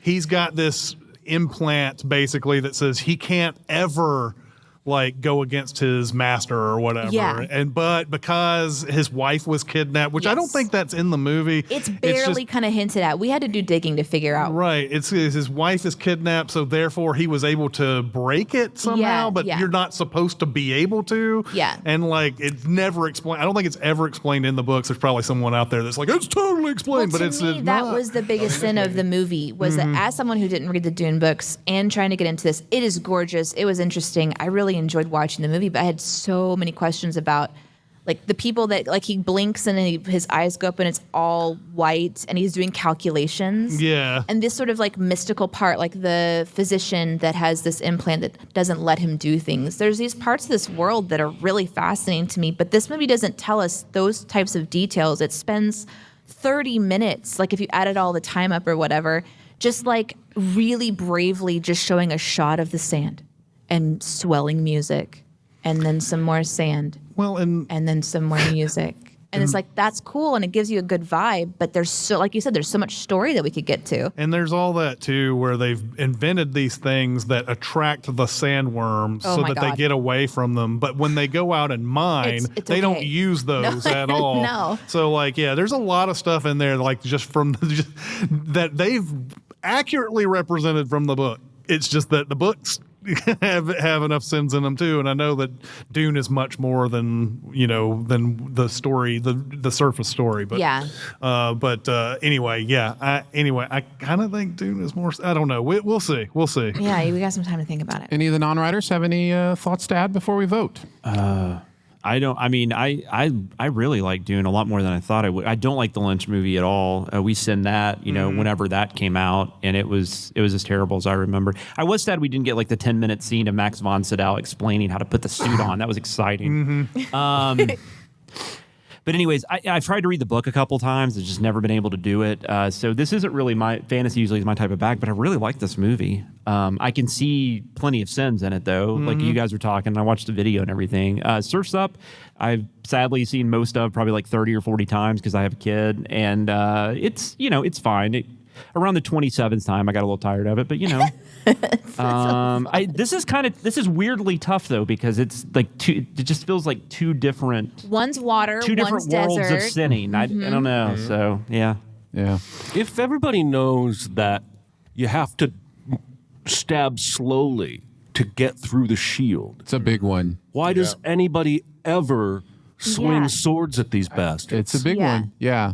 It makes no. I love the twist of that concept of how the shield works, but then the waves upon waves of guys come after him like swinging a sword. Well, and also it doesn't really work.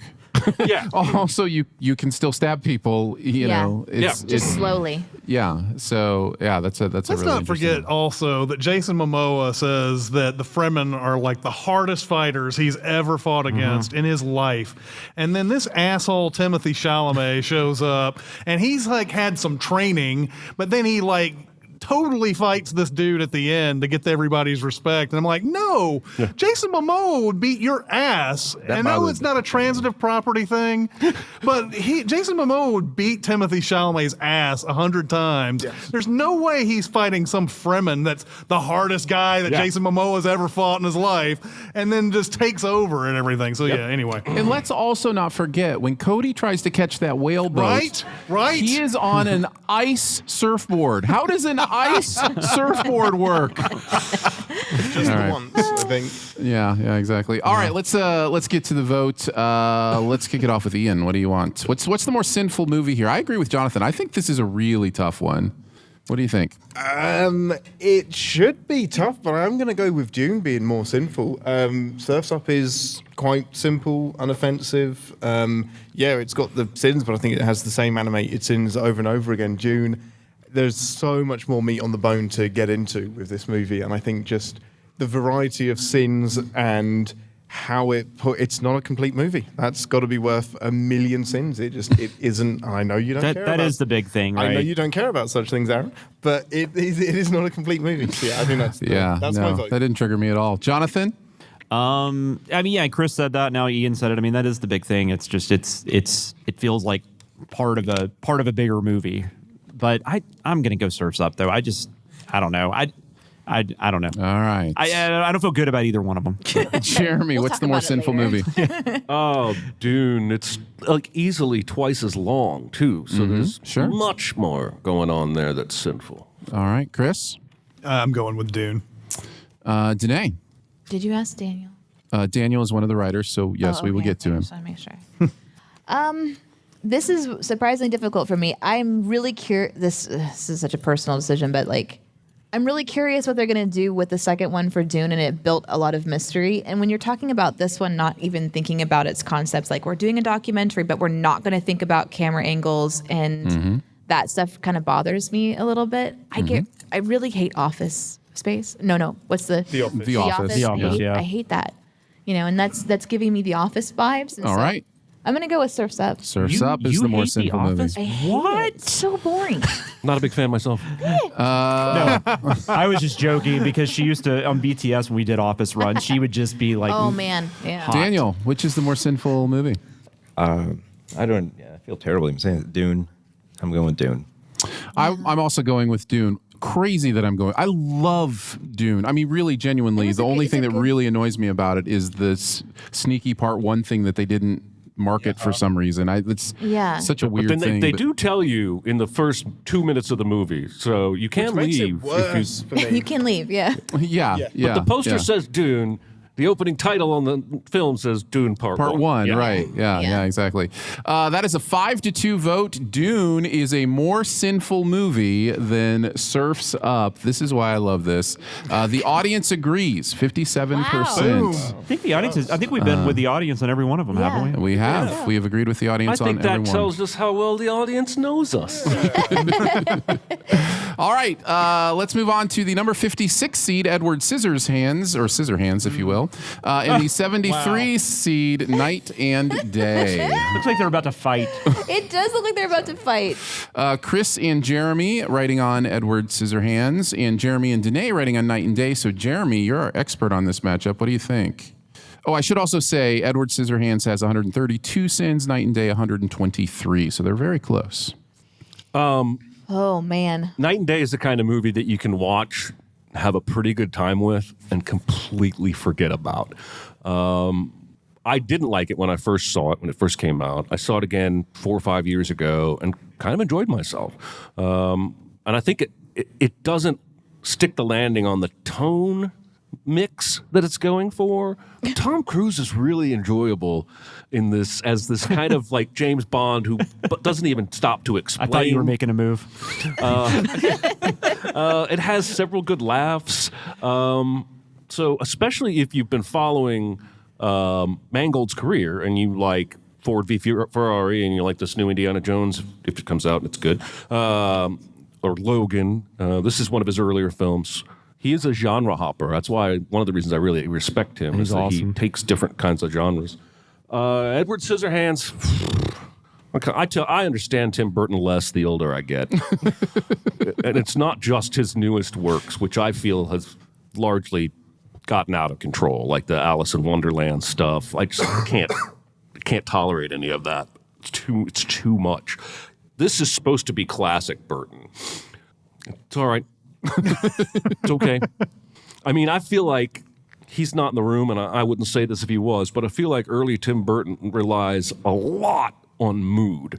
And a lot of the other stuff around there that for me makes a more compelling motion picture it kind of goes by the wayside. Johnny Depp looks incredible in this movie, and his performance is great. And I love the pastel suburban neighborhood that Tim Burton creates, and the visuals of the snow falling. I just saw cracks. When we went through to Synod, I saw cracks left and right. And this movie does not make any freaking sense. And I don't know that it's supposed to, because it's about a guy with Scissorhands, and everybody kind of accepts that. But yeah, it didn't hold up for me very well the second time around. That's all I have to say. Chris, continue those thoughts. You wrote on that one too. Well, the one thing that you forgot as a kid watching Edward Scissorhands was that this movie's plot relies on Anthony Michael Hall trying to procure a van so that he can fuck Winona Ryder. That is what the entire plot of this movie rests on. It really is. And he wants to use Edward Scissorhands to like to steal all this stuff out of his dad's Pick a lock, yeah. Yeah, pick a lock. And they wants to steal all this stuff out of his dad's. Because when I need to pick a lock, I get some scissors. Yeah, That's what I do, exactly. yes. Well, because there's this scene where they get home and she doesn't have her keys, and he picks the lock for them to get in the house, and it's like, okay, I know I can get into my dad's whatever, like a man cave or whatever, and steal all the equipment that he's got in there. And I sit there and I go, even if you got Edward Scissorhands to go in and pick the lock and you're pinning it on him, doesn't your dad kind of know that you're behind this? Doesn't he kind of know? You've been complaining about having this stuff this whole time. You've been asking your dad about having this stuff the whole time, and then it suddenly mysteriously gets stolen, and you have a fuck van all of a sudden. I don't get it, man. I don't get it. So, Edward Scissorhands is one of those movies that it's completely silly, innocuous, whatever. It's fun, it's whimsical. It's got some beautiful visuals to it, but Kathy Baker's awesome. There's also Kathy Baker is amazing in it. I mean, there's that housewife that pretty non-consensually has sex with Kathy Edward Baker. in the basement. Right? Mm-hmm. But yeah, I mean, there's all kinds of wrong stuff. Yeah. I think we wrote us in, though, that said when Winona Ryder agrees to do the robbery, I think we're like, I underestimated the power of the fuck van argument. Exactly. To be fair, I think it's intentional wrong stuff, though, because I don't think Tim Burton has a really high opinion of the suburbs. I mean, I feel like he's really pointing out the dark and dirty stuff that goes behind the scenes of these beautifully manicured lawns and whatnot. True. Yeah. And meanwhile, Night and Day, I saw this to review. I mean, I've seen this a couple of times. Night and Day is just a decently fun movie. There's not much that it presents really that feels all that terribly sinful to me all the way through. It's just a kind of a fun movie, just like Jeremy's talking about. Edward Scissorhands kind of has that same issue too, but man, I can't get over this fuck van, man. I just can't get over it. That's the plot of this movie. I have to watch it again with that in my head. Anyway. I like that you're don't forget that this is happening. And the interesting thing about these two paired up is, you've got Edward Scissorhands, which is this fantasy world, maybe the framework for a deeper conversation that Tim Burton is trying to have. Night and Day shocked me. I had no idea what I was in for when I was assigned it. I had zero frame of reference, and I was having a really great time. I laughed totally unexpected multiple times. Tom Cruise, I don't think I've ever watched him in something and been like, that was fucking hilarious. That was fun. That was great. He's a great character. But something that you might forget is that he uses Cameron Diaz I know what you're about to say. as a patsy, and then by the end of the movie, she's just abandoned her entire life to follow this liar, murderer person because of his great charisma. So I don't know what that says about Cameron Diaz's character. Maybe she didn't have anything to go home to. I don't fucking know. But that was a weird thing for me. By the end, I'm like, okay, where is this going? Because I'm in for the ride. I'm having fun. I'm laughing unexpectedly. I'm like, but where is this going to land? And where it lands is that she suddenly saves him, and then they leave the country together. They're on an island or and something, they right? drive down the coast to just escape and start their life together. And I find myself wondering at what point she's going to wake up and be like, I just left every person in my life, my family, my friends, everything that I had going for me, and completely went off the grid with a stranger that has been killing people in front of me for days now and has essentially kidnapped me apologetically and with a smile and with humor, but still changed. There's a humorous scene that he's like taking her clothes off and put her in a bikini while she was asleep. Yeah. And that was hilarious. that too. was hilarious. But it's okay because his eyes were closed the whole time. Right, Yes, right. yes, Exactly. we're supposed to, Correct. yeah. Correct. It means he was seeing with his hands. Exactly. Yeah. Right. I want to be clear that way. Yeah. I found the right Absolutely. areas. Thank you, Well, yeah. Daniel, for the I know clarification. Daniel had to make sure we understood what he meant. Yeah. It's good. Wax It's a on, good wax point. off. Yeah. Was Tom Cruise better at karate after he put that bikini on? He did. Probably. He was. I would imagine Yep. so. I would imagine so. Any non-writers on these two have some thoughts? Edward Scissorhands is a weird movie because I hear a lot of people say, they loved it as a kid. I hated this movie as a kid. I mean, we're coming off Pee-wee's Big Adventure, Beetlejuice, and Batman. Loved all three of those. So excited for Edward Scissorhands. Thought it was boring as fuck. I love it as an adult, though. I don't know what, and I think it is just mood and the way he kind of presents the suburbs and then kind of pulls the curtains back. Yeah, there's a fuck van. That's fine. But I think Anthony Michael Hall is actually really good in this movie. I think Winona Ryder's really good. I love Kathy Baker. Depp's great. I don't know. There's just something about it. I get it. I get into the whimsicalness of it. Yeah. And maybe also with a lot of the later Burton, being shit like Dumbo and Alice in Wonderland and stuff, this really starts looking really fucking good. Right. And then a few years after this, he does Ed Wood, which is probably still his best film. Night and Day, I'm with everybody else. I think there's funny things about it. I think there's definitely a lot of sense in the way the Cameron Diaz character gets treated. But God, that scene where he kicks the waiter though, and he goes, "Sorry, I thought you were making a move." It's one of the funniest things. And just one of the it's like just the perfect comic timing. I don't think people give Cruise enough credit for how good he is with comedy. Right. Because he doesn't do a lot of straight comedies, but he has a lot of comedic moments, like in A Few Good Men and in this. And There's comedy Tropic all Thunder. about it. Yeah, And there's a he's- moment whenever Cameron Diaz is waking up after being drugged because she was drugged. Yeah. And he's upside down, swinging back and forth. He's like, "Hey Jane," or whatever her name is. "Hey Jane, I'll be a few seconds. Just be right back." And it's funny, but it's like, how is she turning into what's that? What's the series that's coming out again? I think like where somebody's a spy and then they tell their spouse that they're a spy and then she becomes one. I don't know. There's like Mr. and Mrs. True Smith. Lies. That's like it's like kind of it has that vibe to it where so and that's fun, yeah. But it's still like, how does that True work? Lies, This though, is the man. real world. This is supposed to be Yeah. our universe. I don't know. Scissorhands is fine. We ready to vote then? Sure. All right. Let's start with Ian. What is your vote? Which is the more sinful movie, Edward Scissorhands or Night and Day? Edward Scissorhands, mainly because they didn't capitalize the E in Edward on the poster. Yep. Wow, you're That's- just getting nitpicky now. That's fair. Is it? Daniel, which is the more sinful movie? I'm going to go with Edward Scissorhands. I can't say it, but you know what I mean. I am also going to go with Edward Scissorhands. Chris, Edward Scissorhands. Danae, 9 Day. Jeremy, Sizzy Muskizzy. and Jonathan. Well, I mean, I guess it doesn't really matter now. I think I am actually going to go Scissorhands, though. I mean, Night and Day definitely it's very troubling what is wrong with it.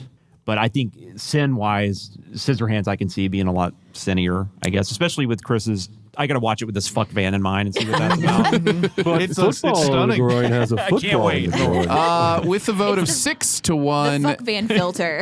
Edward Scissorhands is the more sinful movie. The audience agrees 62% to 38%. All right. Okay, that's fine. One final battle today.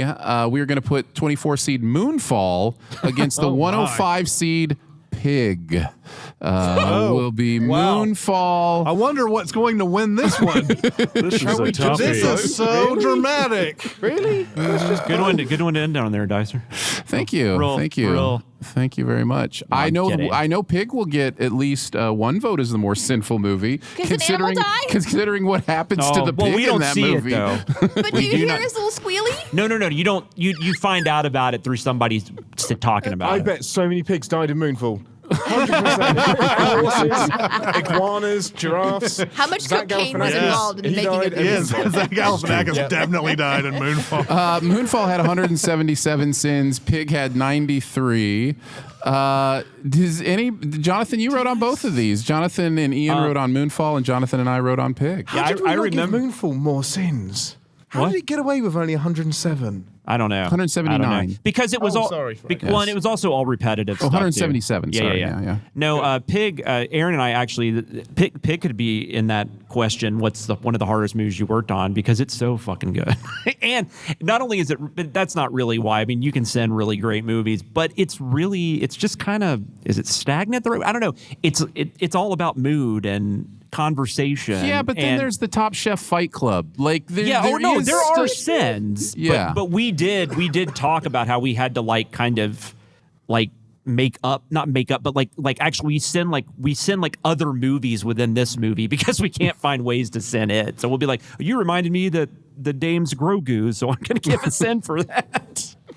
Moonfall is one of the worst movies I've ever seen. It is so bad. And there were a lot of sins. I mean, I don't know what else to say. Ian, did you want to say anything about really Moonfall? much of a competition? Just it's exactly as bad as everyone thought it was going to be. It's one of those movies you go in where it has an immediate reputation of being ridiculous, and the moon is alive and it's going to hit the planet, and you're like, there's no way it's actually going to be that bad.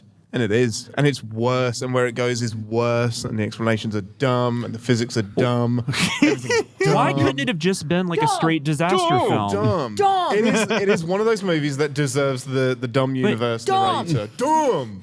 Too many moons is dumb. But you go in and it's like, oh, this is just a disaster film, and that's the way the previews were, and that would have probably been better than finding out there's like fucking people living in the goddamn moon and they're like controlling our lives and all this stuff. Like Spoiler alert, sorry, don't fucking watch this movie. Yep. It steals a lot from Deep Space Nine, which I'm not okay with. Oh yeah, that was we know the wormhole aliens. And Patrick Wilson is so fucking sincere in this movie. Yep. It's like he's in just a different film. I'm of really course, loving that I had so much anger about Bad Mom's Christmas, and it's super coming out of Jonathan. Well, and then you get Patrick Wilson's like a deadbeat dad, and but then by the end of the movie, his son respects him again. It's such bullshit. I mean, it's it's terrible. It's amazing. Keep going. Are we ready to vote? I just want to say that in Moonfall, like John Bradley is like not exactly in tip-top shape to fly into space. And Patrick Wilson is like, fuck it, man. Get on the ship. Get on the old rocket that we found out of nowhere that shouldn't even work anymore, and put this guy's ass on a fucking rocket and launch him. They're like, yeah, sure, you can do that. It's easy to be an astronaut. Just wish. You can do it. It's fine. And I think Ian said that. I think Ian said, I'm almost positive he did, but it was like the idea that like this like 70s equipment, like this equipment from the fucking 70s was what was going to defeat supreme alien technology or whatever. It was worse than Independence Day. Right. Well, and it's the same, isn't it? Is it Dean Devlin and Roland Emmerich, or is it Roland Emmerich again? It's definitely Emmerich. I don't know where Devlin's. I think it's Emmerich. It's Emmerich. It's the same shit he puts in everything since Independence Day. He did it in 2012 as well, like the same type of stuff that was in that. And the reason for him being on the shuttle thing is because he's a genius and he can do the math on the fly.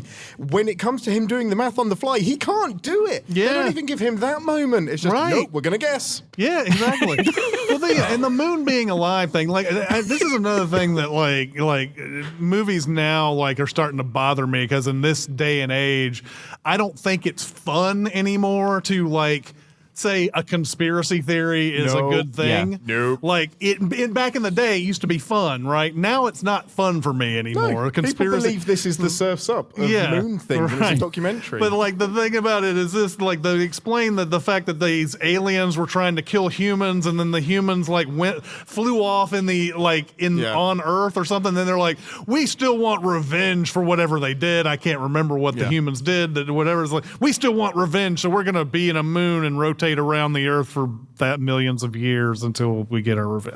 I didn't get that. Makes the Eternals look smart. Yeah, exactly. Dumb.